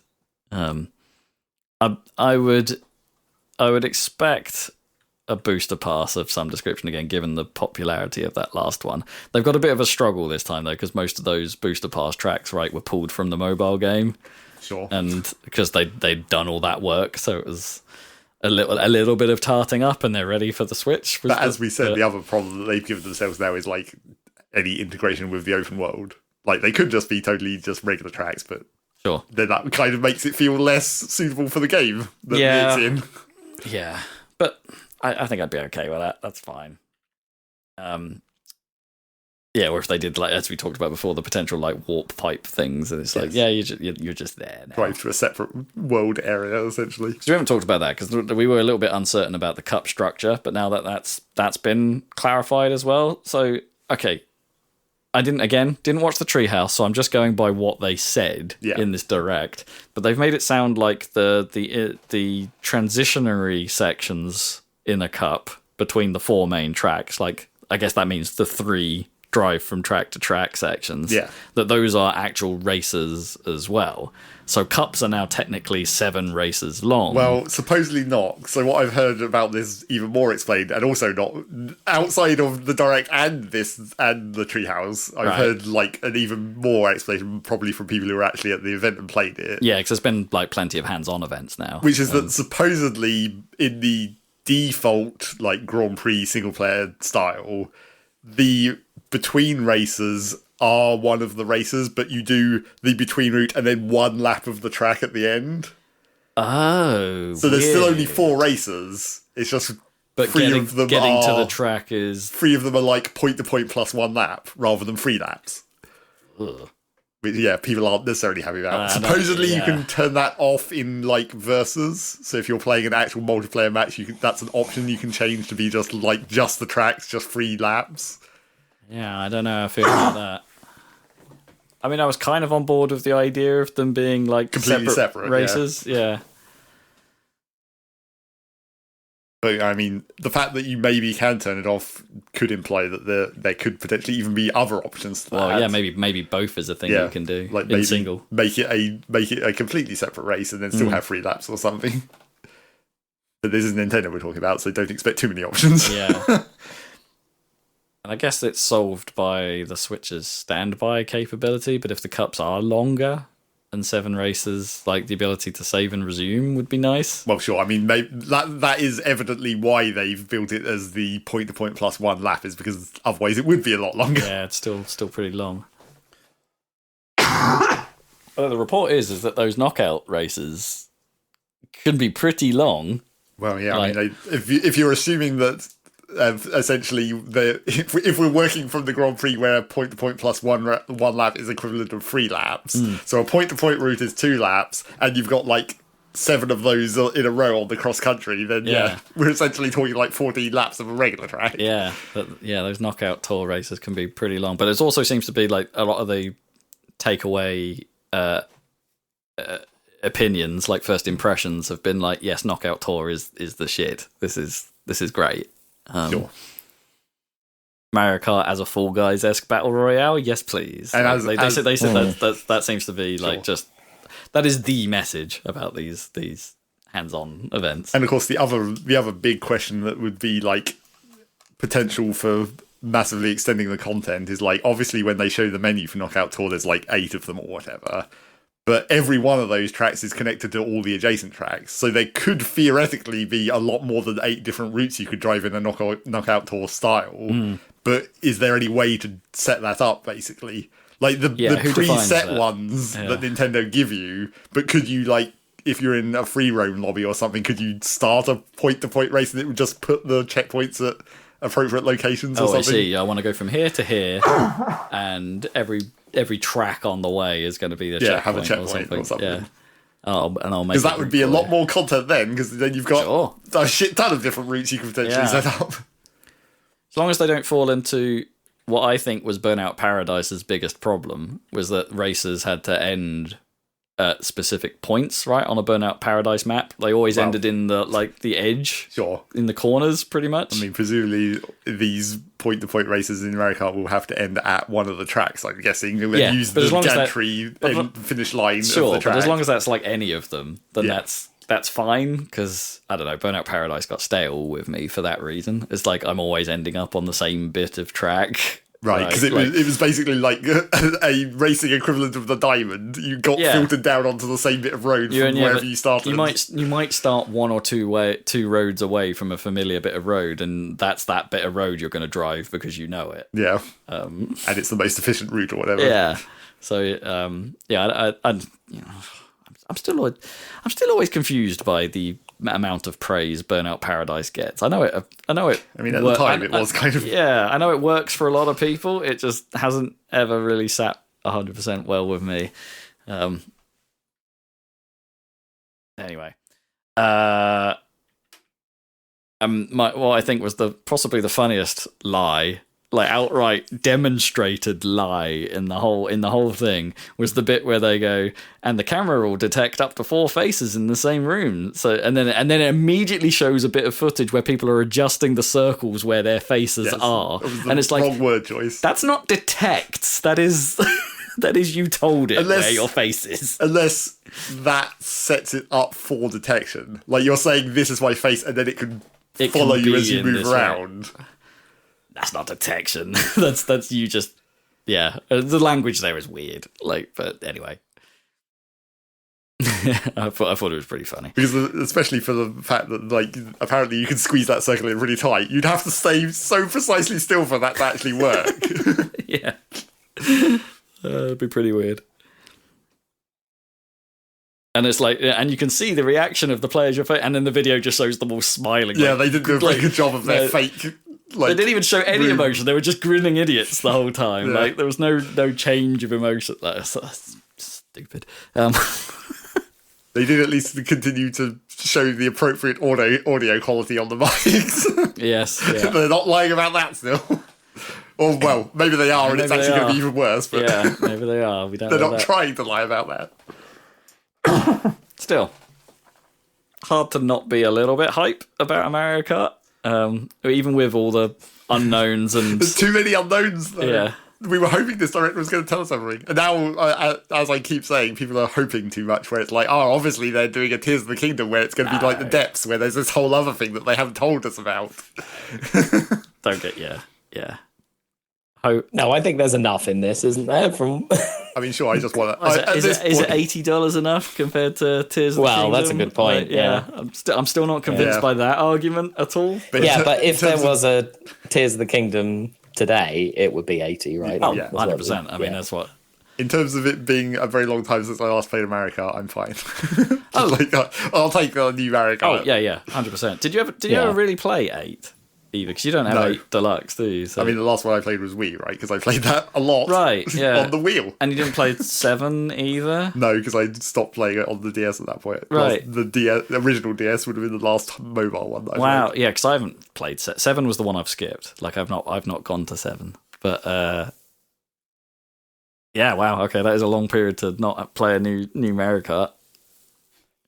But would it really have been that new compared to, from Wii onwards? It's like that's when you're feeling like, this is getting a bit samey. They are a bit samey from there, yeah. But I definitely have a feeling that by the time that we're playing Mario Kart World online on the Switch 2, Zach is going to crush me, at least me. I know you're not really a Mario Kart player, maybe, but by that point, I think you'll have played enough of this. I mean, it's just Zach's nature. He'll destroy us all. Yeah, he'll destroy us all. But not really, though, because Mario Kart is the classic, like, this game is full of rubber banding and catch-up. Yeah, it's basically random whether you win, almost. That's true. And it does, even watching some of the clips, it's like, it feels like, there's still a lot of that. Yeah, I feel like that's one thing that is annoying, that, like, they're never going to change it. They're never going to go back and rethink their design of, like, the bullet bills and only appearing at the back, and the lightning bolts, and how if you're further back you get better power-ups, and the blue shells. It's like they're never going to go back and rethink those designs, because that's what people think Mario Kart is now. Yeah, it's tried and tested at this point. But it doesn't make it actually it's a fun game, but it's not in any way competitive. Unless you see the people doing like unless you're going super hardcore. Yeah, really hardcore, and seeing people doing all the bonkers glitches and people figuring out the physics that work faster and things like that, and then you can gain significant advantages. But in terms of even moderately competitive, it's not. It's just like everything's just too random, and there's too much pulling from the back. I mean, in any of the Mario Karts, I've never been very good at mastering snaking, right? Oh, no. And that's like considered like a core skill. Yeah, like a table stakes. Yeah. Do regular corner boost, and that's Mario Kart. If you're snaking, you're already going too hardcore. Although those have supposedly been like significantly downgraded. Was like some of the. I mean, maybe that is the one thing that is going to be balanced, because they're trying to incentivize you to use like the grinds and wall rides and stuff. Sure, yeah. If the actual corner boost of staying on the track is actually less effective, yeah, maybe it does incentivize those weird techniques. Mm. Yeah. Presumably, if they have shown it already, but like when there's a rail on the inside of the corner, presumably that should always be faster anyway, because that's the shorter distance. Yeah, you'd think.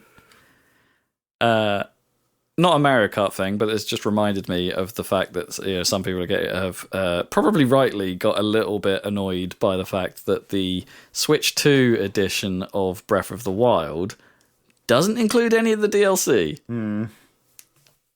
You get Zelda notes and the Fidelity update, and that's it. Like, but do you get it if you bought the DLC originally? If you've already got the DLC, yes. Because they haven't talked about how you'd actually get the DLC on the Switch 2 edition of the game. Presumably you buy the Switch 1 edition of the DLC and it just sort of works. Yeah, presumably, I guess. Yeah.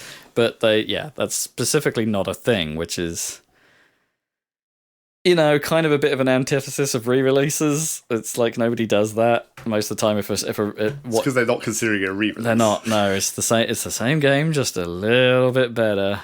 Buy the DLC, please. Well, it's not that it's the same game, but a little bit better. It's that it's a game that can run on this new system, essentially. I mean, in theory, you could run Breath of the Wild without the Switch 2 edition. Well, mostly everything. Yeah, that we currently do. I've seen that I haven't done my research into it yet, but I've seen they did. I heard they did some more updates to that compatibility list.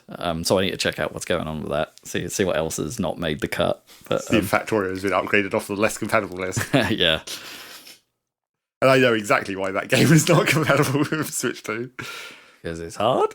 Because Factorio devs being Factorio devs, they went super hardcore on milking every bit of power they could out of that system, which means it's probably very hardware linked. They super optimized it, yeah. And that makes it a bit tricky. The Star Wars Rogue Squadron problem. Yeah, basically. Super optimized. Yeah, that's all I got for Nintendo news.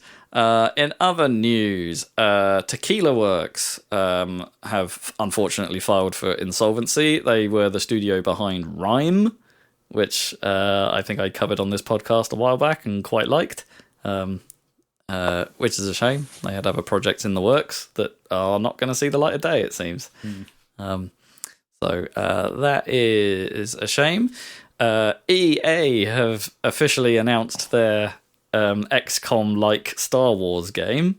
Yeah, I saw that. I saw the trailer and I was like, Didn't we talk about this recently? Yeah, and then it's like they're introducing like a ragtag group of guys, and it's like, is this Star Wars XCOM? And it's like, then the gameplay at the end, it's like, oh, it's Star Wars XCOM. Star Wars XCOM. Okay, yeah. well, that could work. I mean, if Mario could do XCOM, then I'm sure Star Wars could work. I mean, it's somewhat surprising that they haven't done this already. And is it Respawn or related? Or I've got no idea what studio's working on it. It's maybe they've got big enough that they can split and have a small, offshoot studio or something. Yeah. While they're working on the big Jedi games or whatever. It's an interesting early announcement for a strategy game as well, I would say, because it's not out this year. It's out next year. I like XCOM. I want to play XCOM. And but the problem for me was like XCOM 2 or whatever, and I don't mean the one I mean. I don't mean Terror from the Deep. I mean XCOM 2. You 2. Yeah. They just kind of lost me with the kind of time limits. Yeah, there's just too much pressure and of course it's a pressure game. You've got to have tension, but it's tension in a different way. Yeah, yeah, I didn't like it. Like you wanted to be able to set up the overwatches and stuff. That was the problem. That half their mechanics didn't work with time limited missions. It just didn't work. You had to rush your dudes forward, which then doesn't let you set up defensive positions to catch enemies moving. Apparently, this is the first Miles he has heard of it. Exactly. He disapproves. I was not happy with that, and I really liked XCOM Enemy Unknown or whatever the reboot. Yeah, that reboot is incredible. Great. Yeah. So I'm happy. I'd be happy for a Star Wars skin if they get it right. What could be the special mechanic for the Star Wars universe apart from Jedi? What do you mean by special mechanic? I mean, what is going to be the weird thing that you do that makes it function slightly differently for XCOM? I mean, Jedi powers. The Doc Brown spider monkey. Being able to do things, telekinesis or whatever with Jedi would be pretty cool. That is just kind of a different shot, essentially. Yeah, I guess. Well, maybe they like shots that don't need line of sight, exactly because they're there, and you can see pull a crate from behind and ram it into where they are. Well, yeah, I mean, there's probably more of a force them out of cover move, but force powers that give you vision essentially to be able to see things that you can't see. But some sort of weird. Oh, they have to do the stupid force run thing. Phantom Medic. That's basically a move that doesn't cost you move points, essentially. So you can just do a quick move. Maybe cool. You can have a buff that's just like Obi-Wan just turns up and just says something in your ear and in Simlish for some reason, and then you're. I think it is kind of surprising they haven't done it before. I think it has the potential. So sure. Yeah. I mean, it seems like I don't know if you think back to God, man, what was that squad shooter we played back PC and Xbox? Where you're stormtroopers, Republic Commando. Republic Commando, yeah. It's like they're not exactly the same thing, but they kind of. There's always been this hint that Star Wars games could be a bit more than just cookie cutter games, and maybe KOTOR aside, which is KOTOR is the one, yeah, but and X-Wing, the classic ones from the 90s, X-Wing and TIE Fighter. Sure, they were pretty groundbreaking, but. Other than that, Star Wars is a pretty safe franchise. They've got a lot of games, and I'm not saying there's a lot of they're all bad. There's some really good ones in there. The current Jedi games, they are definitely safe. Yeah, I'm not saying they're not good. I'm sure they are, but they are a bit safe. Yeah, yeah.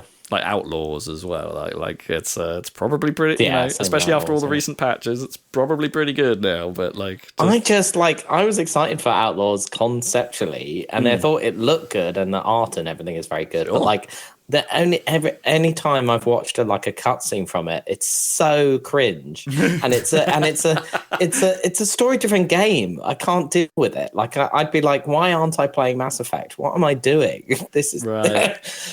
Anyway, sorry. Is that not just Star Wars now though? Like, yeah, maybe it is. Yeah, I mean, the last movie was fucking cringe. What was it? Revenge of the Skywalker, or whatever it was called. Like they forgot that, Rise of Skywalker. They forgot that, C3PO was meant to be comic relief, but that means there has to be things to have relief from.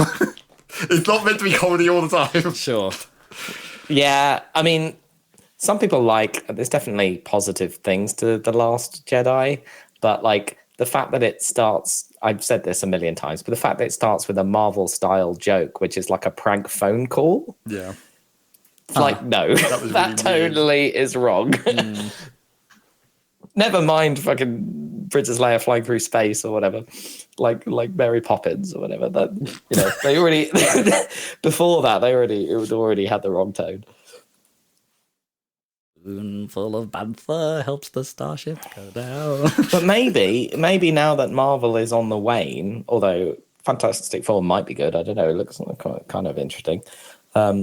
That maybe that sort of quippy humor will go out of fashion, which would be nice, and it doesn't have to be applied to everything. Yeah, I mean, I agree with it doesn't have to be applied to everything. I don't mind it in Marvel or superhero stuff. I think that's almost like its ideal place to be, but it doesn't have to be everywhere. I agree with that. Yeah.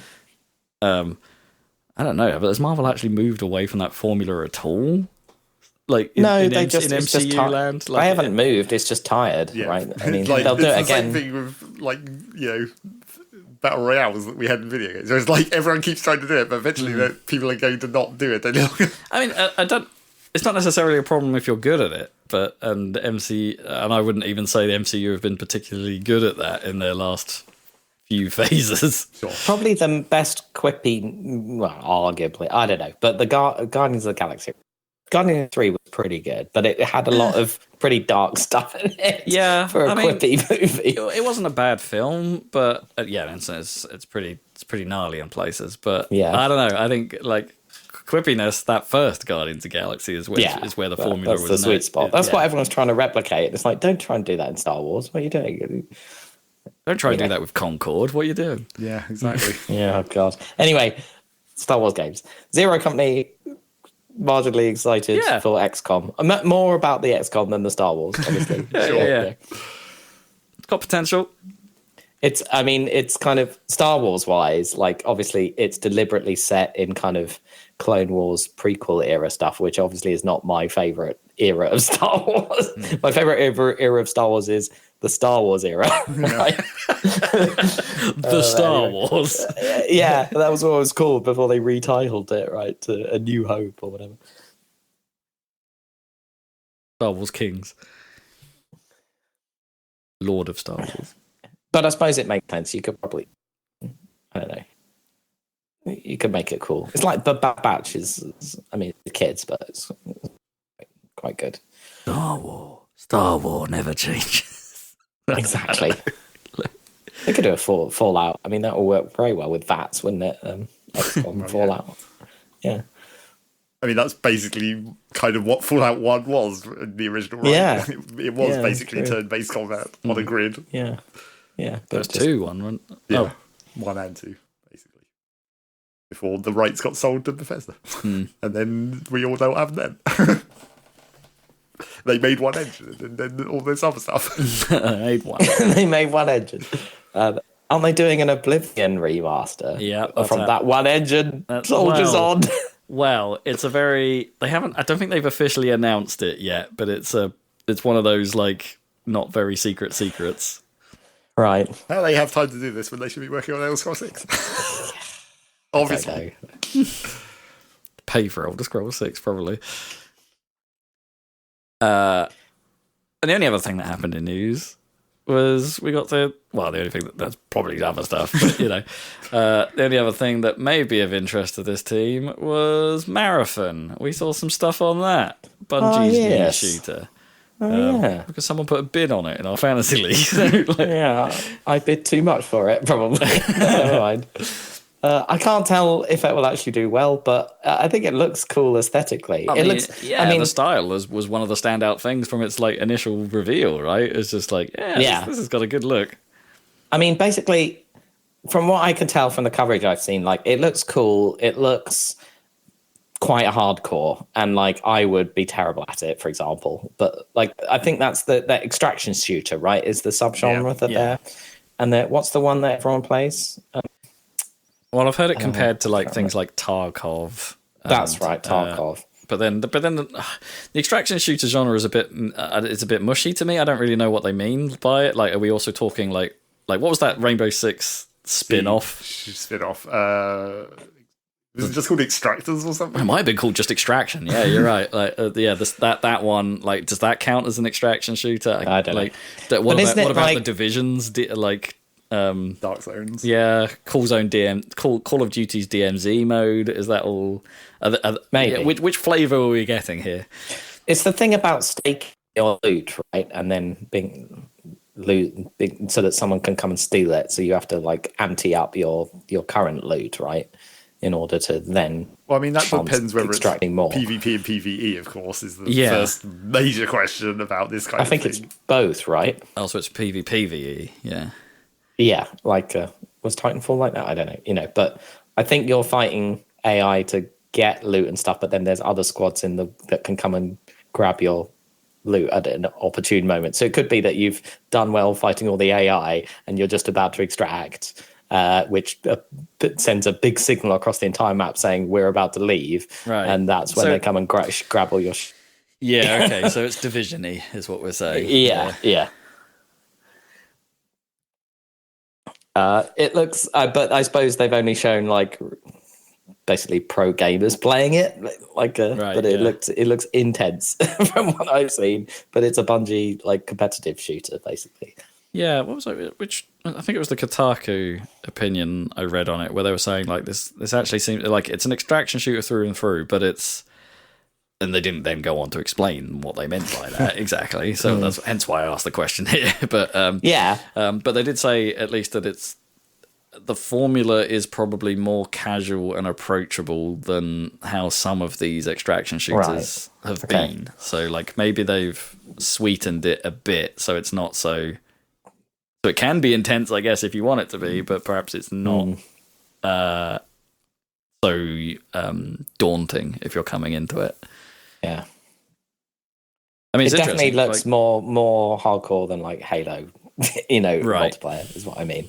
Not that doesn't get intense, but I mean less approachable. I mean, sure. But that could pay off. Like it could be, people love Dark Souls. Not that that's a good point of comparison, but in the terms of like, people love getting into something intense, right? Yeah. Well, and there's still Night Rain and Dusk Bloods to come, right? That are sort of following this formula to a degree. They're sort of extraction battle royale-ish things, PvPvE experiences.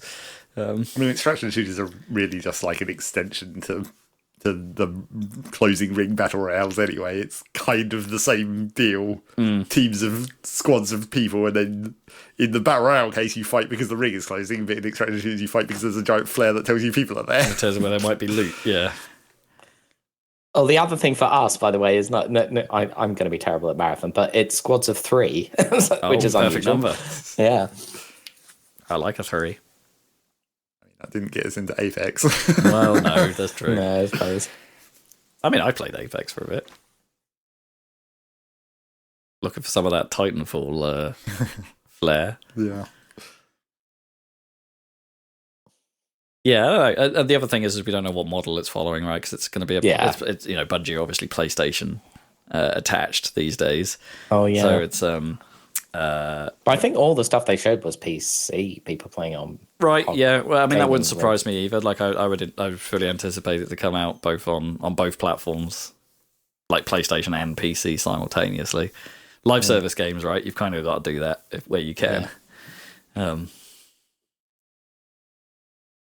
Unlikely to turn up on Xbox, let's be honest.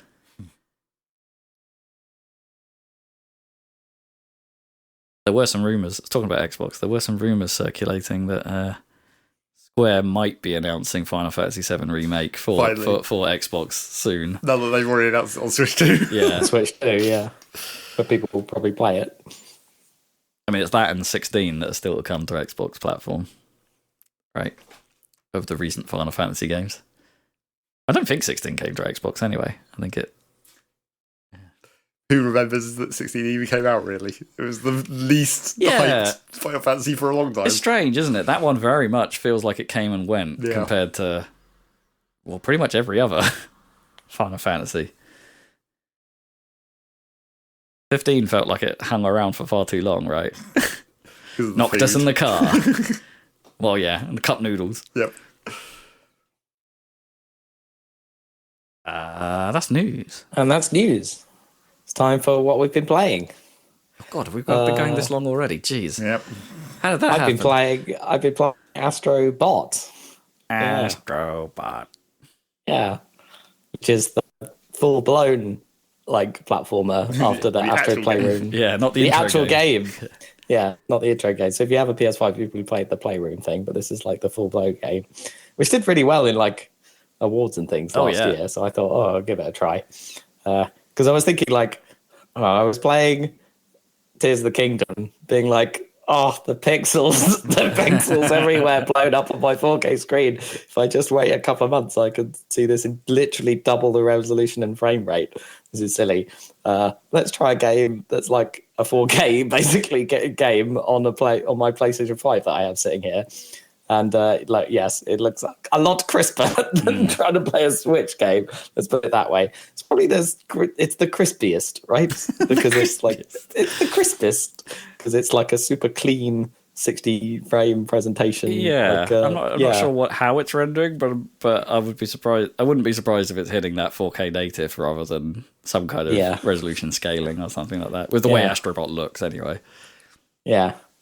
So it's interesting because it's clearly it's going kind of toe to toe with Mario, right? And it kind of is pulling it off. I mean, it's different to Mario, which is good. Trying to really, really compete with Mario is hard, but it's interesting point of comparison. But it definitely has its own, its own feel to it, whatever. If you played the Playroom one, you get the idea. But there's I suppose that's what Mario has been doing, but especially with Wonder. You know how in Mario Wonder, every single level has the acid trip Wonder Flower, and it's different. Every single level has something different. This also is let's have a new ideas on every single level has to have some new idea or new mechanic or something, right? I don't know whether it will maintain that throughout the whole thing, but so far each level has a new backpack that you can attach to your Astro Bot that has a new mechanic on it. Which is cool, and it has a kind of the aesthetic is kind of a little bit Fruit to Get Aero-y, I would say. You know what I mean? It's a very sort of there's a lot of water and with tropical fish type vibes and stuff. But they've extended it to quite a few different kind of environments and high saturation stuff. Yeah, high saturation and stuff. It really.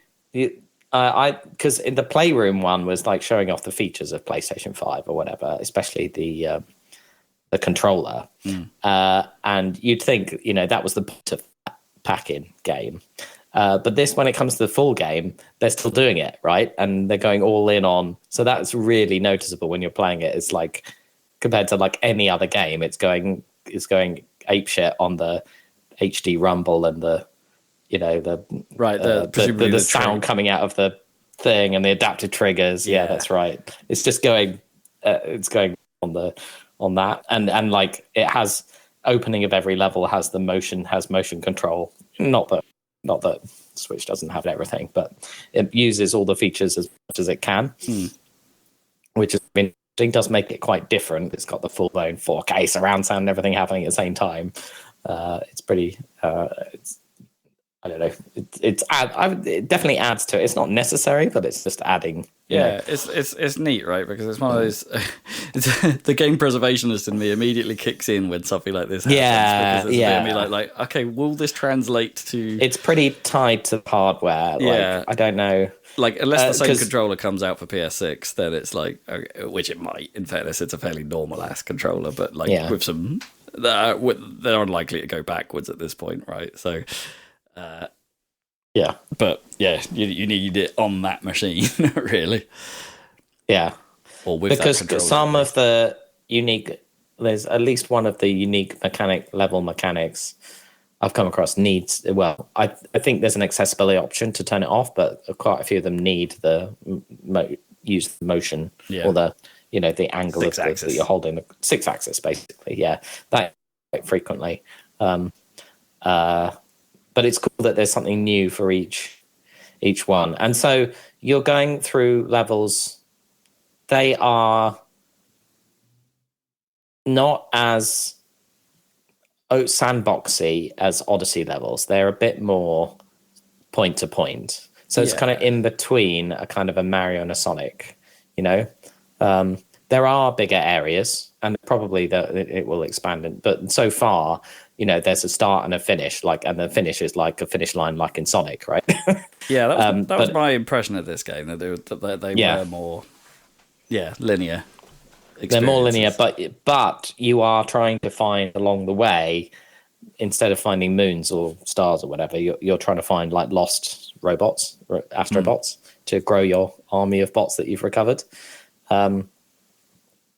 And so you have to kind of veer off you're constantly looking for, places for the paths off the beaten track that will lead to potentially some of those. Right, yeah. And then coming back. So they're quite constrained, but then they all have like some kind of crazy gimmick or whatever, like the crazy singing tree and all kinds of stuff. And there's like, enough mechanics that are familiar that are repeated each time, and then enough like totally new things in each level to make it interesting, which is quite cool. So it's good. The music is fine. It's good. It's just not quite Mario. That's one thing I would say. It's definitely is slightly lacking. It's very upbeat. It's on the edge of being annoying in places, I think. Yeah. It's very hard. I don't know how Nintendo have done it over the years, but they managed to make it super fun and upbeat music that isn't annoying. Yeah, I think a few publishing establishments put out, they were saying like Astro Bot is potentially nominatable for best music, and I've not been so convinced by that whenever I've heard it. Like I kind of agree with you. Like it's fine. It's like it's fine. I don't think it's disagreeable, but like I wouldn't say it's blown me away to be like, oh, nominee. No, it's like, I think it is an important part of the Mario style 3-platform package to have like good music. I'm glad that it's got it, but it just doesn't. And obviously they're going for a different style because they don't want to be the same or not. They can't use bois. No, but they're not. That's one thing that's like they're not hitting the Mario on with the music quite, from what I've seen so far. But everything is like super clean. I mean, there's the gimmick that the PS5 is so powerful that like when you burst open a bucket of apples or whatever, there's like a billion of them, right? There's like a million leaves or whatever, and they're all flying or blown around by the wind or whatever, and it's just like not breaking the slide. It's Mario 128, but it's Mario 128,000 or whatever, like zero problem, which is kind of neat. I don't know. It's cool. It's fun. It looks really good. But it's kind of like, how much does that really add? I don't know. It just looks really neat, I guess. Yeah. I mean, that it would make me happy in some ways. Yeah, it's nice. Add more particles equals 2 more thumbs. Exactly. I feel like that's what they're also trying to do with the Donkey Kong Bonanza, right? Every time you destroy everything, there's shit flying everywhere, like bits of gold and stuff. That's true. But in that game, like, it's an important digging into the level and tunneling and stuff is like a game mechanic, which is important, right? And then it's and stuff they explode into. Like, it's accompanied by like tons of particles. Yeah, that's true.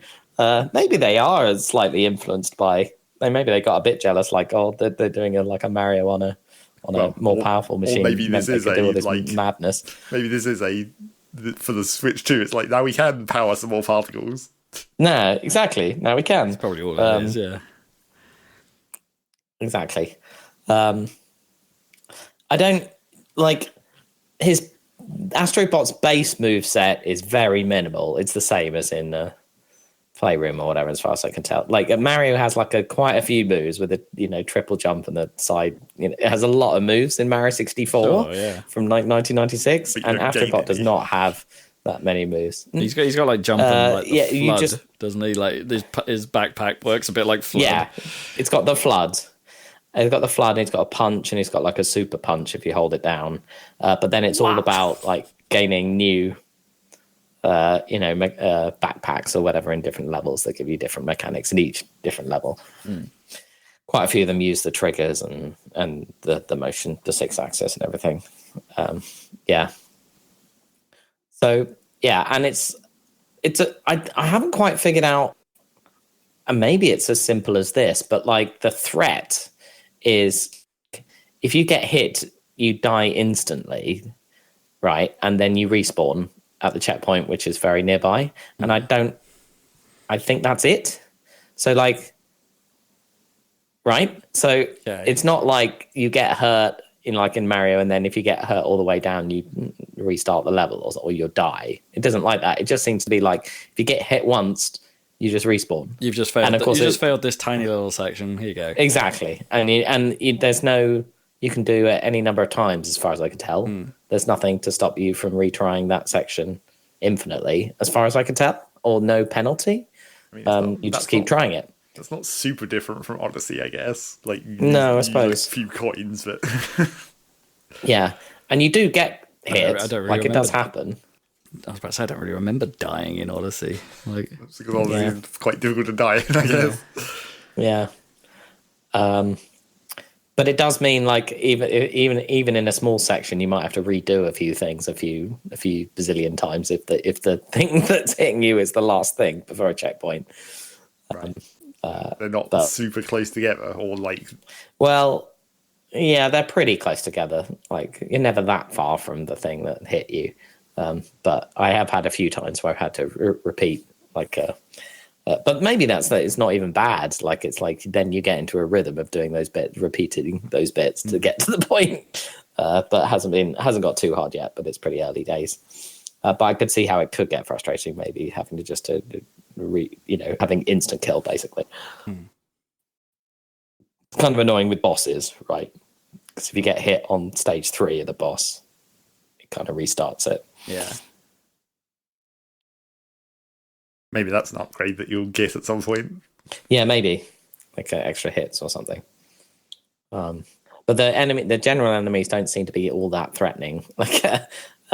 So it's just like when it gets to them being on a tiny platform or something, or a dodgy jump or something. I don't know if I've ever. They are kind of a challenge, but like I think like insta kill boss fights are possibly one of the biggest annoyances, like in games, right? Especially ones with a sequence of phases that you then have to go do again. Yeah. It's like there's very little. I mean, I appreciate the challenge, but also they're quite annoying. And it's like, especially if that boss fight isn't particularly great, and then let's be honest, boss fights are hard to make. Like, to make good, and interesting. And so if you get a bad one that has one of these mechanics, and you end up being set back several phases, that's quite annoying. Yeah, I mean, luckily they've been quite short so far. I don't know if they will stay short. The boss fights, they're semi-frequent. There's a few of them.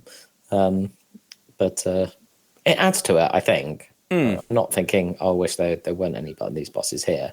But no, yeah. I mean, I like the punctuation mark, right, of a boss fight. It's a punctuation mark, yeah.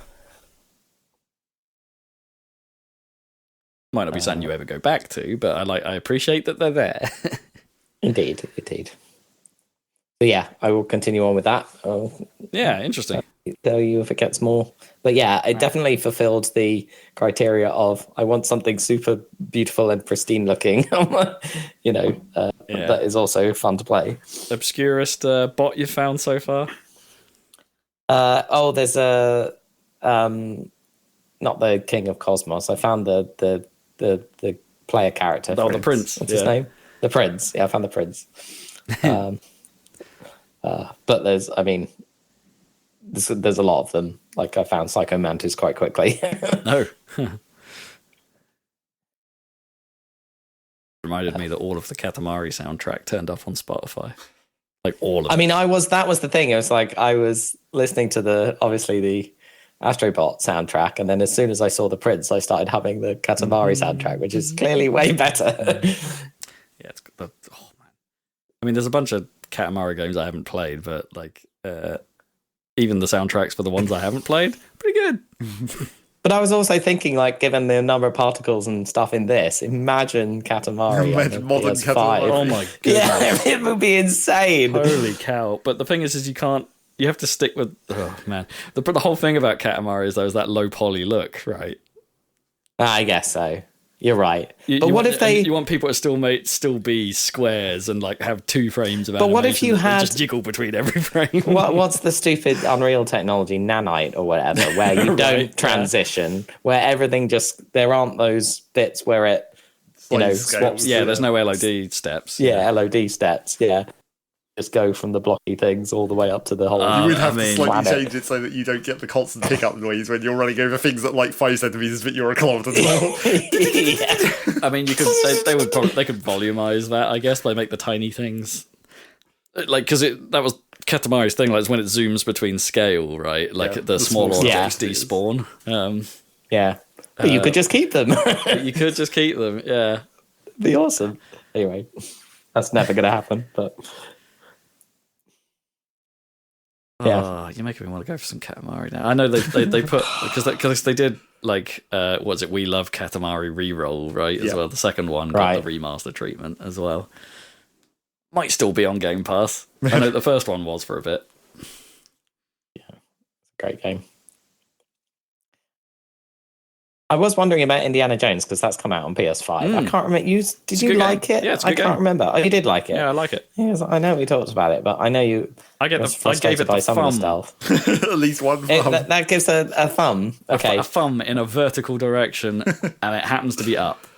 Well, I think I might as well play that while I'm waiting for Switch 2.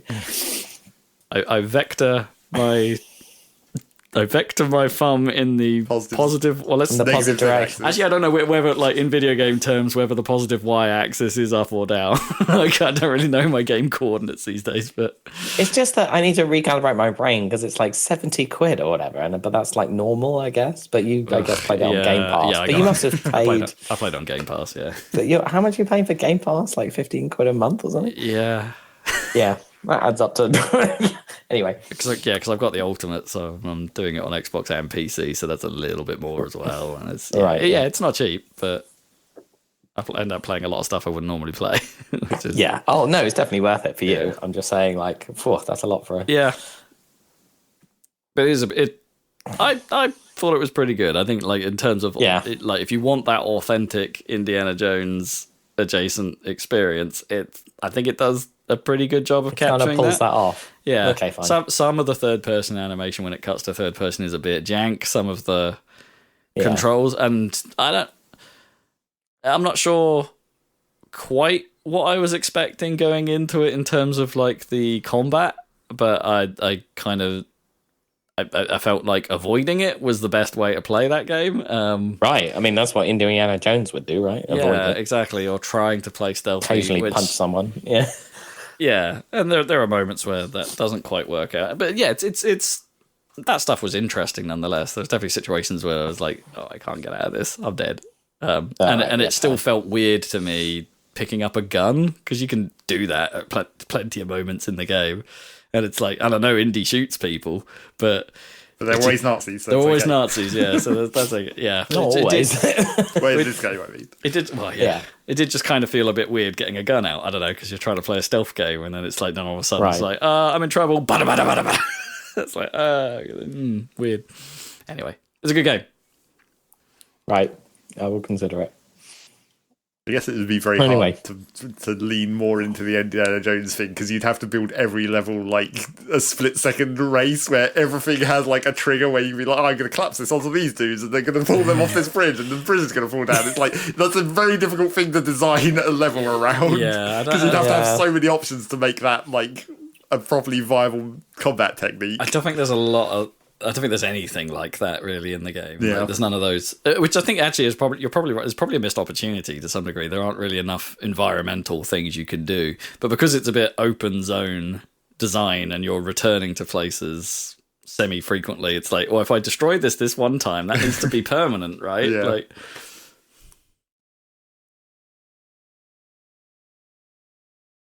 Well, that's what I've been playing. What have you been playing?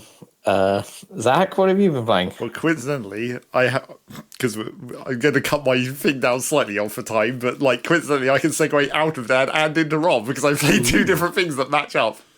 So the first thing is like I went back to Tears of the Kingdom for like a minute.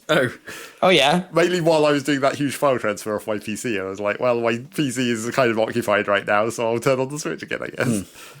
But I went back to my save where I was trying to do sequence breaky stuff because I never really got round to doing all the things I wanted to try in that. So I was like, oh, I'll go back to that for a minute. And it turns out that there is actually a sequence break that I found. right. Kind of. Dan, remind me where exactly you got to again, so I don't spoil anything. Well, I did all 4 big dungeons, and then now I've gone to talk to them at Lookout Landing, and it's like, oh, Zelda's in the castle. Right. But I haven't gone to see her because I'm finding shrines. Yeah. Okay, right. Right, that's pretty much where I got to, in fairness. Like, I'd got the story to that point. My side quest list is all like, go and fight a Lionel, go and fight a Gleog, go and fight a... right, kill like, missions, right. Yeah, it's like, I'm not prepared for proper combat. Okay, so the thing, this I'm not going to spoil it because it is slightly further in, I guess, in the story, but the sequence break, I've mentioned it before in a non-spoilery context. So you remember how on the starting island there's the health door, which is like the last thing you do, where you have to get your heart in order to open that door, and that's teaching you about getting hearts, basically. But there is one other place in the world where there's a heart check door. Can Rob remember it? I'm watching him think. I think so, yeah. Because it was also a bit that Rob sort of sequence broke. Yeah, that's what I'm thinking. And I still never found out the proper way to do that. Yeah, if it's the bit we're talking about, I never found the proper trigger for that. So that's a different thing. But it turns out, so that heart door is on a sky island. And I was like, so okay, can I ascend into the room behind that door if I get onto the bottom of that island? Huh. And it turns out you totally can. And also, the stuff that is inside that room, which then triggers the next thing, is still there, even if you don't open the door. Huh. So you actually legitimately can sequence break that. I didn't then do it to see how that turned out, because for story reasons, that would be quite a weird thing to do first. Right, yeah. Huh. So yeah, that was kind of weird. But then I might go back and actually do that, like progress through the subsequent parts of that to see what then happens. I mean, it won't be that different, I'm sure, but it will be kind of a weird story element to have that happen first. But then I didn't do that because because the stuff out of that room though, because like, if you can't pass the heart check, like because when you activate the thing in the room, the other door opens. Oh yeah, the outer door. Oh yeah, I remember. So yeah, I didn't do the follow-up to that yet. Like I found that sequence break, but then didn't follow it up because I also wanted to test like trying to go to Ganon immediately. Right. Which is interesting as well. So obviously in Breath of the Wild, it's actually quite easy to get into the final boss fight. Because like, if you were to walk in the front path of Hyrule Castle, there's like Lionels and there's Sentinel beams and whatever all the way up that path. But you don't have to in Breath of the Wild. You could just like climb up the back and just get directly into the castle, right? Like you don't have to use the main pathway that goes up the front. You could just like rock climb up the back wall and then you're there. Okay, assuming you have enough stamina. Sure. Yeah. Or you just have a bunch of food cooked, so Yeah. you can just re-stamina midway up. Or if you're a speedrunner, you can just do a physics glitch and just chuck yourself in there, basically. That's how they do it. Okay. But yeah, that's in Breath of the Wild. But in Tears of the Kingdom, because the ending is like in a, well, not really spoilers, the ending is underground, to no one's surprise, because, you know, where does that zombie end up? Right, yeah. But so when you're in there, because it's a cave, you're much more limited in your ability to avoid things. But you can still just run past, like, a bunch of the stuff that's down there. Just be like, and also, eventually I found one thing where I was like, I'm probably not going to get past this guy without aggroing him, but then you can just use a puff shroom and be like, no, you can't see me. Whoop. Yeah. So just run straight past. Bye. So I did manage to get through the, like, whole cave that leads up to the entrance to the boss room, but then there's basically, no spoilers again, but there's essentially what you might call a pre-boss boss, which is different. This is different from me going there early. And I was like, oh, I can't handle this. Maybe obviously because I literally went there straight coming off the Sky Island, essentially, so I have 4 hearts. So it was pretty difficult just to avoid all the little bits of damage along the way, but then by the time I got there, I was down to, like, 1 fairy and only 4 hearts, and I was like, yeah, I probably can't do this, let alone the actual final boss, if I was to get to that. The trouble is that, like, the end of this pre-boss thing would have been the bit that I wanted to see how it was different, because it has some weird story implications if you go there immediately. Right, yeah, what if you had no idea? Yeah. Yeah, interesting. But yeah, it's a bit too difficult for me to pull off on 4 hearts. So I don't know if because that was... Now I might want to go back and try the other sequence break that I found just to see how that turns out. But, like, if I wanted to retry the going to the end boss immediately thing, it was like you'd probably have to do a bunch of shrines and get at least some amount of health and stuff in general. Like, obviously, if you can get a bunch weapon of stash, right? Yeah, weapons and all the other, like, equipment, like all throwables and stuff. I did try and get through that fight, get through the pre-boss boss by using, like, items. You know, throwables and stuff to be like, oh, can I stun this? Can I puff shroom or whatever to be stealth? But it's like, it's not enough. Also, I just didn't have very many of those because I hadn't done any of the normal game. Yeah. But yeah, that was interesting and kind of weird. But yeah, the thing is that I'm not sure I'd even be able to look up on the internet. Well, I'm sure you could, but it would be more rare of a video to see what the go directly to the boss thing is, because the speed run just clips out of bounds and avoids this whole thing. No. The whole lead up to the boss, they just clip out of bounds and just fall directly to it instead. Oh, okay, right. So it's like they don't even speed run past any of the stuff that I worked my way past. But I'm sure someone's done it. Some insane person has done this whole thing on 4 hearts and pulled it off. Must have done. And then skipping some of the other things I played just so I can segue directly into Rob as well. I did play some more Avowed and I wanted to talk about it, so I said to Rob that he needed to finish the second area. And it sounds like he managed that. I'm pretty much there, yeah. I'm not quite out of Emerald Stair yet. But I've been told basically to go to the gate to Thirdborn, yeah. Yeah, I wanted to talk about 2 parts in Emerald Stair in terms of quests. So the first one was the getting to the heart, past all the Demengans and whatnot. Sure, yeah. Did you try and do that stealth? I think I skipped half of that section by going up on because there's like an outcrop right on the right. Like there's a higher bit of level up there. Yeah. So I think I was up there. Like I went in the front door first and saw the guy and saw their level and was like, nah, sod that. And then buggered off for like a couple hours. Right, sure. Then you came, well... Like, I went away for quite a long time, actually. This is like the main quest, yeah. So it's like, it is kind of, you maybe could have leveled up from doing a bunch of side quests and whatnot. Yeah, I buggered off at that point and for quite a long time, and then eventually came back to it. But I came back to it, went off a different path, up I think it's the Tower of Skane or something, and you can get up to I was just on the upper bit of ground, so you can skip half of it. Well, but the Tower of Skane is before the bridge, and like everything before that isn't actually the bit you have. It's not actually the glade, no. Yeah. But yeah, so the glade has some unavoidable fights, as far as I can tell. Well, that's the thing. Is like I think there is actually a stealth route through that. So you said you went up on the right on that high ground. Yeah. So and you can get up there, and then there's that first room on the right where you probably could get past those guys stealth. It would just be really difficult. Yeah, and there's some guys in that little room as well, like on that part. If it's the party thing, anyway. Yeah. So you did do details. No, I did not do that stealth, and I found that fight in the big open area of the glade quite tough. Right. At the time. So here's the thing about that is like this is the point where I was like, oh shit, it's a video game. Because I'm playing a ranger. Always a good realization. Because I'm playing a ranger, I have the skill where I just go invisible. And it's designed for combat because you get like a stealth strike, right? You go invisible and then you can do the backstab. Yeah. And theoretically, while you're invisible, it drains essence. So you're like, it's meant to have a time limit. But it drains essence so slowly, I just go invisible, run through the entire thing. Oh. And I'm like, this seems a bit broken. A bit too powerful. This stealth ability. I mean, is your invisibility like ranked up quite strong? Well, I do have all the upgrades for it, yes, but it's not one of the upgrades is like it reduces how much essence it drains. But even if it was draining twice as fast, it would still be more than enough. Wow. Okay.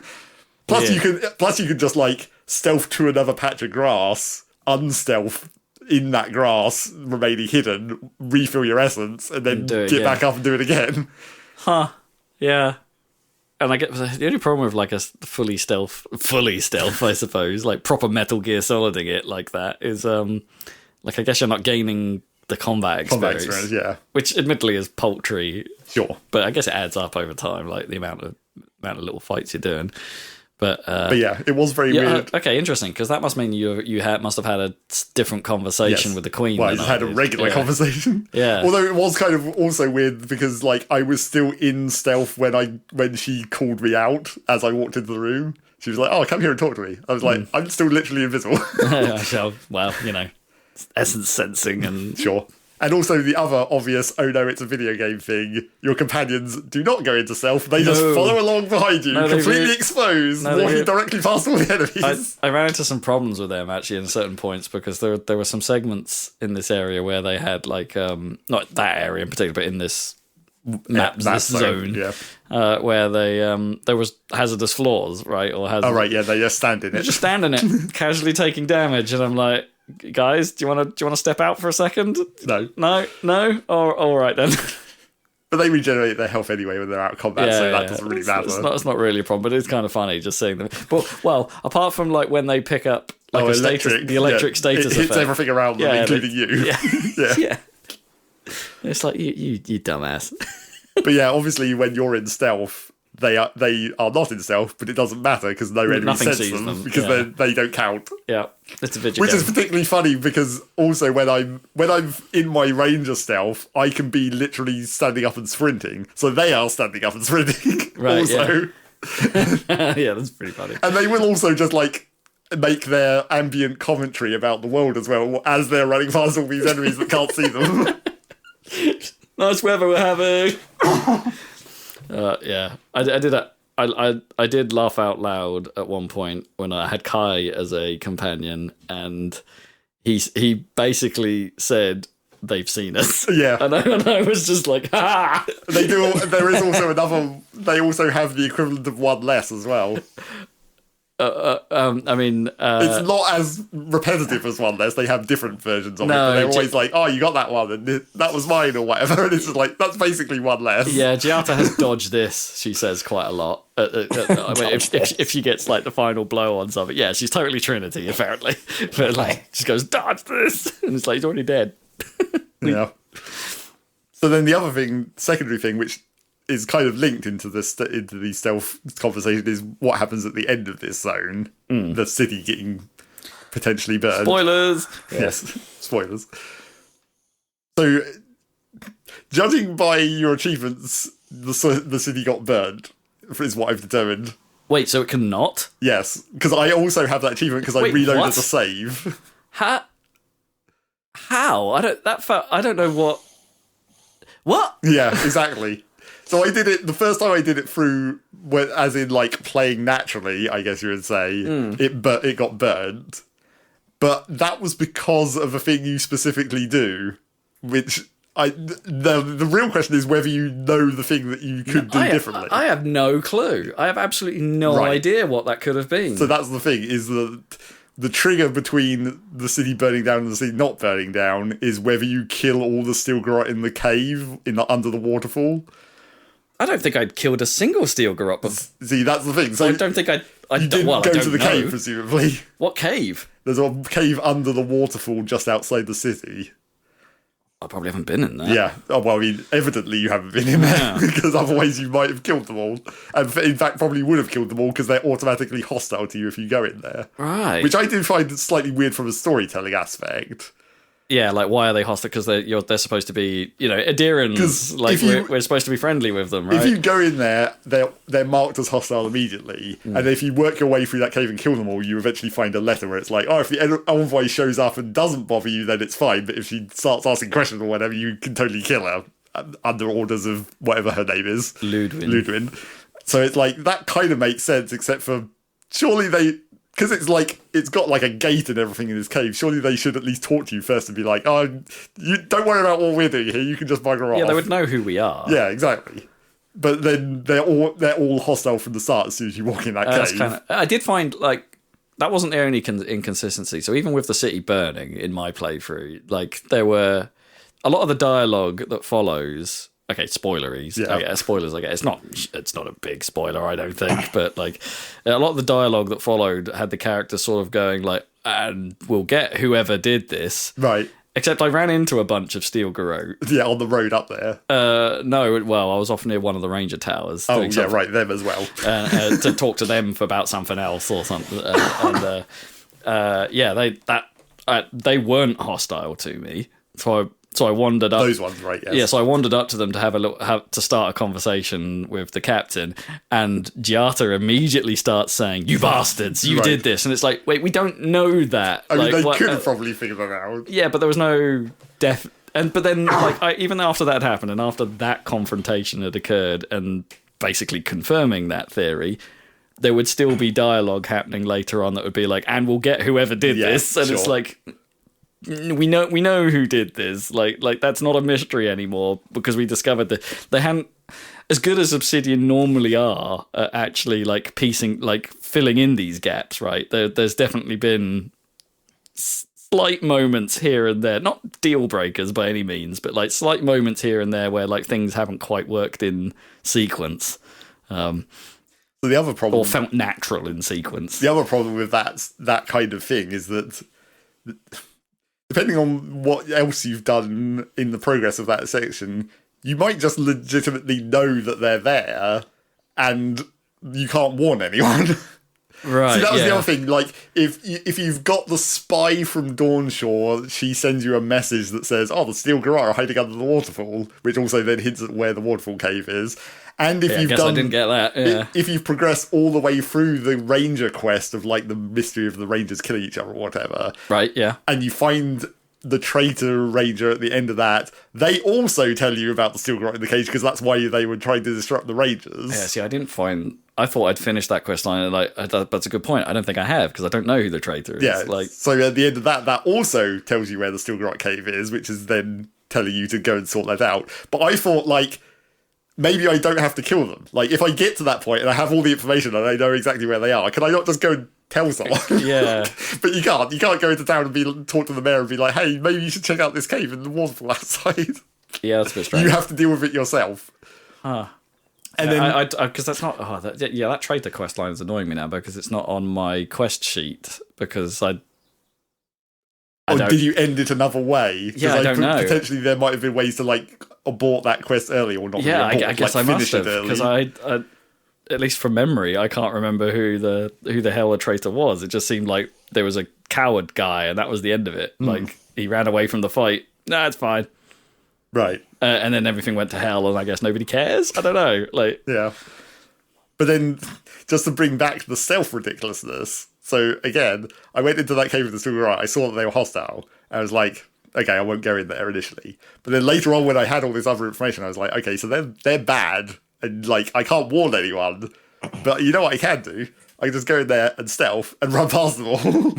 Right. So you do that, and I explored this whole cave without anyone ever seeing me because I was invisible, even though my companions were running around completely exposed. Just hanging.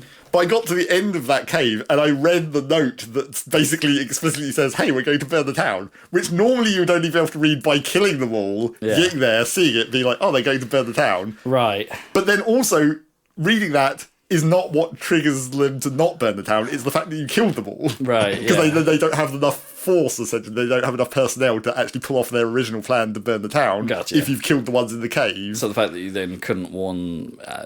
I could see how there perhaps could be a slightly different outcome, but perhaps it would have still burnt, but perhaps there would have been some more you could have done on the way or something. Like, there's a sequence they didn't think of. Well, yeah.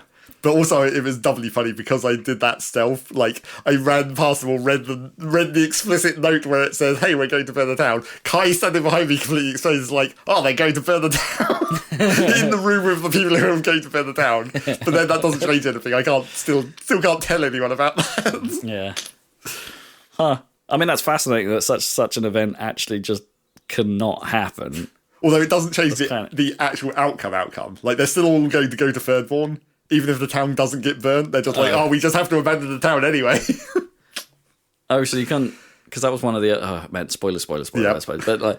because one of the options was to try and convince them to go to Paradise. Yes. Like, can you not convince It's the same them choice. of that? You can still tell them to go to Paradise instead. They just don't stay in the city, even if it doesn't get burnt. Oh, I see. So that they could go to Paradise, yes. but not... Okay, interesting. Which is all right. It's Obsidian being Obsidian. I mean, it's pretty cool to hear, but it's like it's pretty invisible. Like, I had no idea that was even a thing. Well, I mean, it's pretty invisible when you don't find the cave. But if you do find the cave, it's like then you know. Then you discover this like weird, obvious toggle, but then also without the extra optional toggles that you'd want of just being able to warn people and stuff. Right. Yeah. But then sometimes the game is surprisingly good at that stuff. Like, you'll see a note or you'll go into a room or something and see something, and then that becomes an option in conversation somewhere. Yeah. Not necessarily impactful in any way, but like there are times where the options list is surprisingly aware of what you've done, and you're like, huh, yeah, all right, I guess that is worth talking about. And those Stilgarite in the Ranger Tower are also a part of a post-burning city quest that you wouldn't even get if the city didn't burn. Sure, yeah. yeah, there would be no reason for me to head that way again, because I'd already been there. Well, and also the guy who gives you that quest wouldn't exist, I guess, or wouldn't have the quest available. Sure. Yeah, I did have one quest go wrong on me. Right. So there's a guy at the abandoned farms after everything has gone wrong. Right. And I'd already done his quest line when I went to speak to him. He was like, "Yeah, my family, I've lost this thing. Can you give me?" Oh, you just found the thing. I was like, "It's like, is it this?" And I'm like, "He's like, holy shit, yeah." Why? What are you doing with that? And it's like, I just found it. And he's like, "Okay, cool." So, but then like that. So that quest is complete, but it's still marked as you've got a quest to pick up from that guy. Weird. So the exclamation mark is now permanently there on my map, but I can go up to the guy and talk to him and nothing happens. So that seems busted. But only in a very minor indicative way. Yeah. But it's permanent. I can reload the game and it's still there. Sure. So that's mildly confusing. Yeah, so I don't know. I'm having a pretty good. I'm still kind of in. But I'm just I would say this second zone hasn't been. I don't feel like the second zone has been quite as engaging to me as the like. It feels more bitty, the second zone. Like the things you're doing feel even smaller than they did in the first zone. Right? Well, there's no significant dungeon. There's no. Not really a significant dungeon apart from that last bit, I guess. Nadu to deck. It's not that big. Yeah. It's not, but it's not huge. But at least the Ranger mystery quest is relatively long and sort of branches itself. It's pretty long, yeah, and clearly I fluffed it somehow. Yeah. And I did get. I think from completing that Ranger quest, it gives you a unique gun. So I'm like, oh, sweet. Oh. Well, good for you. Yeah, good for me. Not relevant for me. But my wizarding ways have come into their own, by the way. Right. I think there are a couple of unique grimoires in that area, right? Well, I'm still using a grimoire I found in a unique grimoire I found in the first area. because I like its combination of like it's got a life sap, it's got a shield, it's got the parasitic staff which gives me essence back, and it's a powerful weapon that gives me essence when I hit people with it, and it's like, well, that's perfect for me to just recharge, and a blizzard just AoE effect, and it's like, okay, that's so I've got other grimoires now, and I've got other nice, exceptional grimoires. I've got a couple of those, and it's just like, I don't really want to change from this moveset. This moveset seems pretty useful. Yeah, I mean, that is the problem with, as we speculated before, about how they are, like, especially unique weapons, where it's like, you're just going to get one and then use that the entire game. Yeah, I mean, I could do the thing, like, wizards have the ability to learn the skills and use them without the grimoires. So but that's going to absorb skill points. Yeah, it is going to absorb skill points. That's the problem. I did invest in parry after we talked about it last time. Parry is great. Yep. It's freaking useful. I think what else did I picked another one of the ranger skill. Oh, quick switch. The quick weapon switching. That's been pretty useful as well. I still haven't got that on my ranger. But yeah, I've got such ridiculous range with my wizard wands now.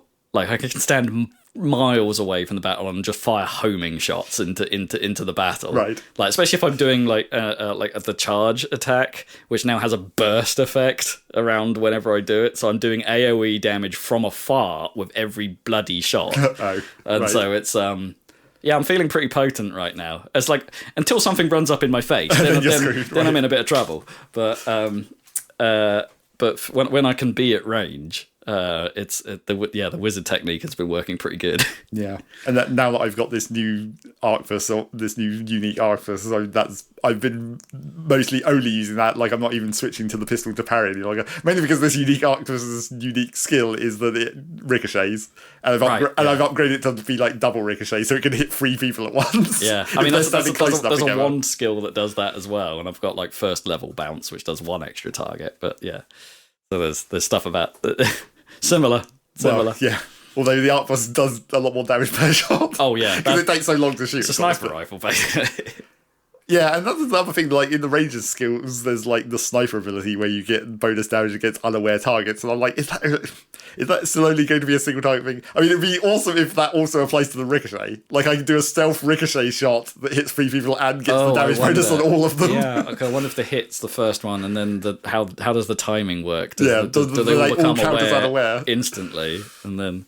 Which actually, I think the game probably does. Yeah, right? Probably. Yeah, so then, but it wouldn't necessarily have to determine the damage bonus at the point the bullet hits them. It could determine the damage bonus when you fire, when they're all unaware. I mean, maybe. Yeah, who knows? But yeah, I hope that's the case. But yeah, it's a pretty fun gun. The ricochet range isn't super long. They do have to be pretty close together to actually have it happen, but it's still pretty cool. So yeah, it's a fascinating game. Like, I don't know, I'm enjoying it. I wouldn't say maybe the description about Outer Worlds 2 is accurate, right? Like, it's whelming. You know, it's like I'm enjoying with my time with it. I don't think there's anything particularly groundbreaking here. It's just a very good combination of existing things, and I do think, and I do stand by my comments from last week where it plays better on PC. It just does. Right. It feels like a mouse and keyboard game to me, not a controller game. The menus are just easier to use. They're a bit jank because of the consoleization, but like there's but they are just better. Which I guess I would have only have known had I not played it, because I thought it was fine playing it on console until I played the PC version, and it was just like, oh yeah, this fits a bit better. Right. Yeah, and then I did some of the third area, but I don't need to talk about that. That'll be spoilers for Rob. Yeah, I'll see if I can get past Thirdborn before we talk next. Well, I've taken a break this week, so I haven't done that much of the third area. I've done the whole third area. Well, no, the third area is called Thirdborn. Yep. Coincidentally. It sounds like the later half of that area is going to get a bit weird, but let's hope so. One thing I've noticed is I've hit a bit of... I could probably craft around it, but I've hit a bit of a strange like resource blocker, right? Because now I've got exceptional equipment, but there's not much in the way of level 3 crafting ability tool, materials in the second area. Well, no, because that's to be expected. Because right? They're all going to be in the third area. So I could probably craft my way out of it, but and start upgrading my level 3 gear. But well, I mean, it does feel like that game is basically designed so that when you enter the next area, the enemies around that area are going to be only just at that level, and then you need to collect all the resources in that area. At the very back of the zone, you're going to get the stronger, the next level, next tier up. I mean, my problem with the material upgrade system is that, like, I mean, I like that it's not auto leveling. Sure, that feels nice. The trouble with the upgrades is that everything is linked to one material. So, like, when I'm upgrading my 2 different guns and my shield, that's all wood, and I have no use for iron. Yeah, same with me. Shield is generally wood. Yeah, shield is wood, and the grimoires are wood, and the wands are wood. Anything ranged is wood, basically, and shields for some reason. And shields. I wish shields were iron, because then that would even it out for ranged characters. I've got boatloads of chunks. I got chunks for days. It's like, I guess I should just sell these, I guess. Yeah, probably. I mean, I have sort of been vaguely keeping up, like a dagger upgraded in case I want to go back to melee, but I don't think I'm going to at this point. Yeah, sell that stuff so you can just buy the Adra, I guess. do some upgrades. Well, I mean, that's the point where it's like, what point do I start just buying the materials directly? I have been buying some amount of wood, but I haven't been really buying any of the other stuff. I've been buying Adra when I've come across. I'm not really spending my money on anything, so it's. But you don't need Adra that much. It's like 3 per unique weapon that you're using. Yeah, but I don't find quite enough to. Sure. Yeah.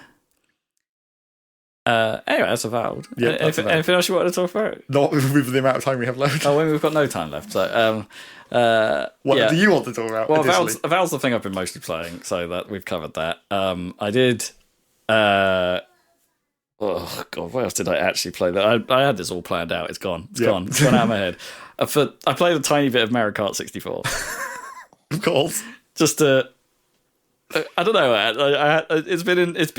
It's been that and the SNES version of Mario Kart. Like, going back and playing those has for some reason been lingering in my head for a little while now. And all the thinking about Mario Kart. Well, no, the Mario Kart World. This was in their pre Mario Kart World announcement, but like, since then it was just like, maybe I should go back and play some old. Does it see like some pre-homogenized Mario Kart to some degree? Yeah.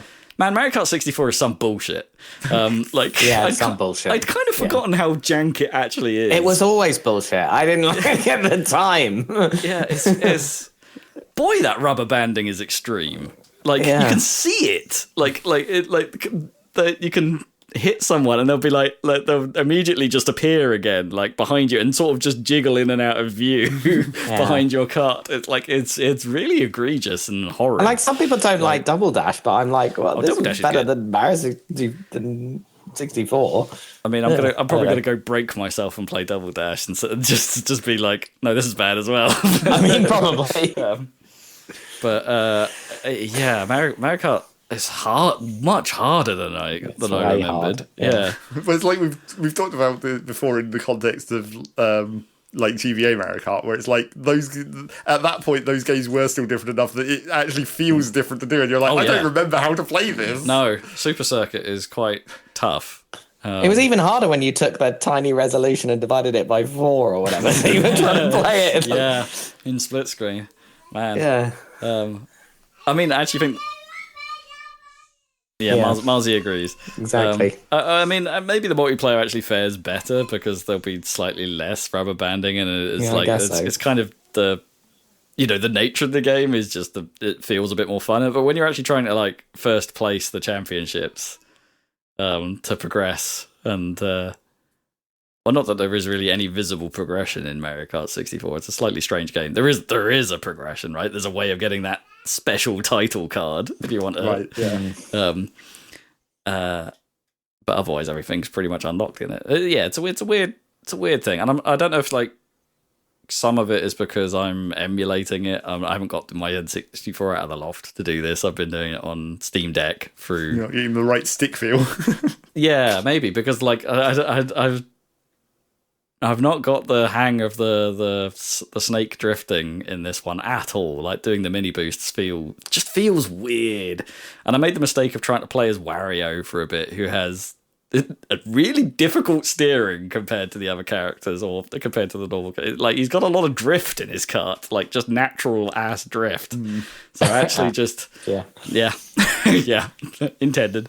And he's just quite difficult to actually sling around tight corners, unless it's one of the big wide open, like raceways, I suppose. Which was actually a bit of an eye opener. I didn't remember that they all had that the characters handled so differently. Because we never played except one character that we all stuck to. Yeah, I guess. Yeah, I did a bit of Mario, did a bit of Luigi, did a bit of Wario, went back to Luigi because I missed the death stare. So I did a bit of that. And I've remembered the other thing I was going to talk about. I don't know if I talked about on the podcast that I finished Spyro 1 when I was playing the Reignited trilogy. Like I got around to 100%ing that thing. I didn't do all of the achievements because the achievements are they're like old achievements. They're like extras you can do rather than like game progress things. So technically I've 100%ed Spyro, but I haven't got all the achievements for it. So I've moved on to Spyro 2. Ripto's Rage. It's not as it's called. That is not as good a game. That is it's less good than Spyro 1. And in ways that are somewhat hard to explain. Like it's sort of the same structure. There's still the hub worlds, there's still levels within it. There's still the need to get all the treasure and get to the exit in the stages. They're still kind of that linear design for the most part. But now they've expanded them so that every stage has a little bit of story associated. So there's a goal to each stage, and you need to do that goal in order to get to the exit. It's not just get to the exit anymore. There's like a little bit of... There's objectives, right? Essentially. And not only that, there's side objectives to do on the levels as well, which all have characters that introduce them and talk about them. And most of them are bad. Most of them just aren't very good. I can... and it makes the levels longer because there's more to do in them, but they also makes them less fun. It's like, I don't know, Spyro 1 had a purity to it about just go into the level, kill all the dudes, get all the gems, rescue all the dragons, leave. 100% marker comes up, brilliant. Let's go. let's just crack through. But these objectives really slow down the pace of doing things. Like, admittedly, you only have to do them once. You don't have to, if you go back to a level, you don't have to do the side objectives again. They get still marked as done. But apart from the odd occasion where you don't, because one of the worst side quests in the game was chained to another side quest that I couldn't do because there are abilities that you can unlock now. There's not many of them. There's like swimming and a head bash ability or something like that. But there's abilities that are like lock and climbing that are locked at certain points of the game until you go speak to someone and they go, by the way, you can do this. And you're like, what? And you're like, no, I couldn't. That's how you learn it, by being told. Yeah, basically. And it's so those two quests, that terrible side quest was chained to it was really tedious and really annoying. Was chained to an ability stuck. So I did that one, got to this one that was ability stuck, and it's like, oh, okay, fine, I'll just come back later and do that second part. Only to find I had to do the first part again to unlock the second part. It's like, I've got to do this utterly terrible sequence again. The level design constantly feels awkward, like, and convoluted. Like, it was a little bit of a problem in Spyro 1 in places, but here it feels worse and, like, compounded. Like, just not... I had the thought, and maybe you guys will understand this if I say that, it feels like I designed it. Like, or it feels like one of us had a go at designing the levels, right? And we do that thing where it's just like... we escalate them to something more complicated than it needs to be, or more with more turns and more than it needs to be. You know, more complex than it needs to be. It's like it's missing that thing about. I think I had that same problem with some anti-grav races like Redout and stuff like that, where the track designs are too complicated. They don't have that. You don't have that straightaway, right, to sort of reset. Right. And just sort of have a moment of clarity and things like that. Like it's like these levels are just blah. Just a big mash of geometry. Yeah, and like there's this that's the flying stages from Spyro 1 are back here as well. But some of those like start with your first objective like 2 inches from your face. There's no like fly into it starting. It's just like go. Ah! This is the thing I got to do immediately. And it's like the first time you do that, it's like how was I supposed to know that? Like it's. Yeah, or kinks in the road when you're trying to do a charge or a little step that you need to know to jump, but it's round a blind corner, so you wouldn't have known it the first time you did it. It's not as good. It's not as good. I think I'm most of the way through it, though. Because a bit of me is clearly a masochist. Yeah. Apparently. I mean, this could make a video, I guess. I don't know. I mean, maybe, yeah. Yeah, that's pretty much it. A bit more Balatro here and there, but yeah, I played with Balatro. I'm getting close to. I'm one of the decks. I'm up to Orange Stake now. So okay.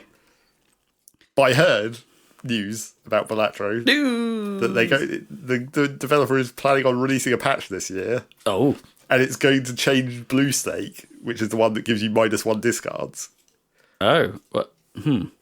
Because basically, but then that's quite an early stake, and it stacks on all the others. Yes, and it stacks. Because like Blue Stake being -1 discard is actually a pretty harsh debuff because it basically makes playing straights or flushes much more difficult than playing pairs or whatever. Sure, because you don't have as many discards to work with to get the right hand. So the developer is like, I think it's bad, so I want to change it. But it's like, well, that's going to make the balance of the whole thing quite different at the higher stakes. I wonder if that's like an opt-in, like a go to advanced mode kind of thing. He hasn't said anything about that. He did also say there's going to be at least 2 new Jokers. Hey. And maybe at least 1 rebalance of an old one. Interesting. So yeah, updates might happen to Balatro. Yay!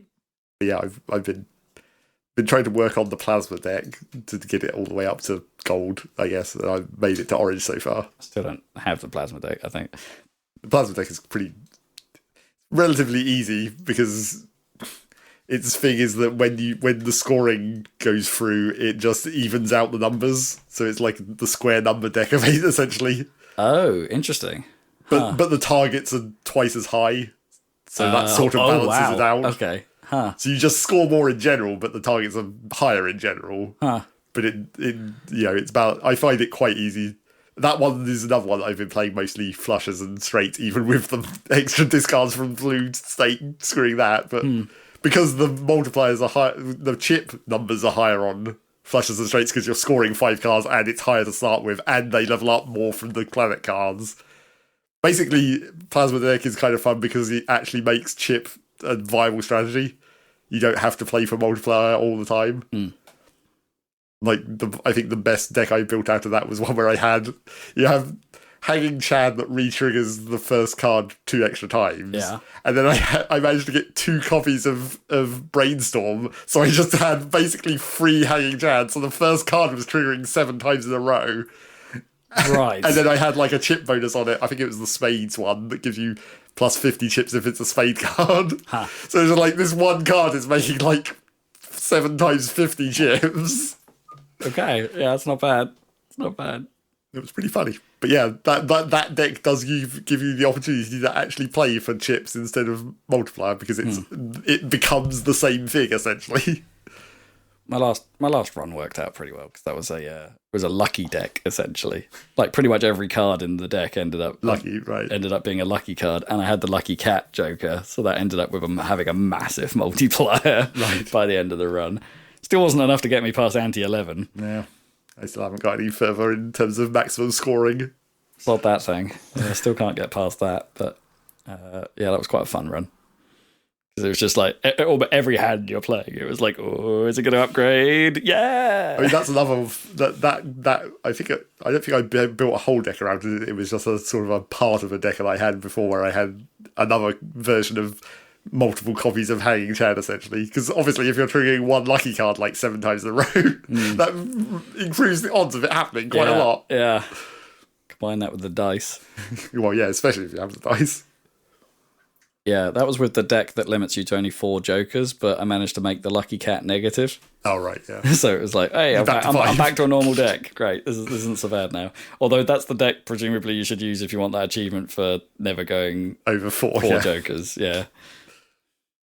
So maybe I'll give that deck another shot. Anyway, we should stop. Yes, we should. We should never talk about Electro again, probably, but we will. Yeah, Electro's too good.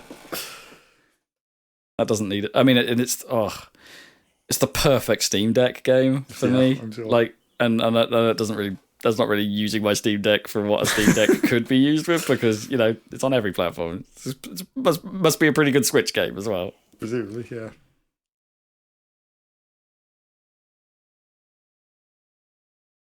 All right. I think that might be a podcast. Yeah. Thank you for joining us. If you want more of our styles, check us out on YouTube. We've got plenty of styles there. We've got Star Fox Adventure styles. We've got That's definitely a style. And we've also got some Nomad's styles from Zach.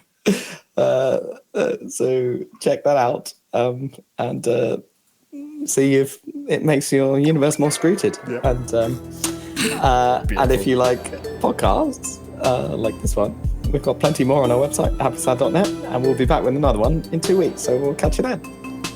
Bye.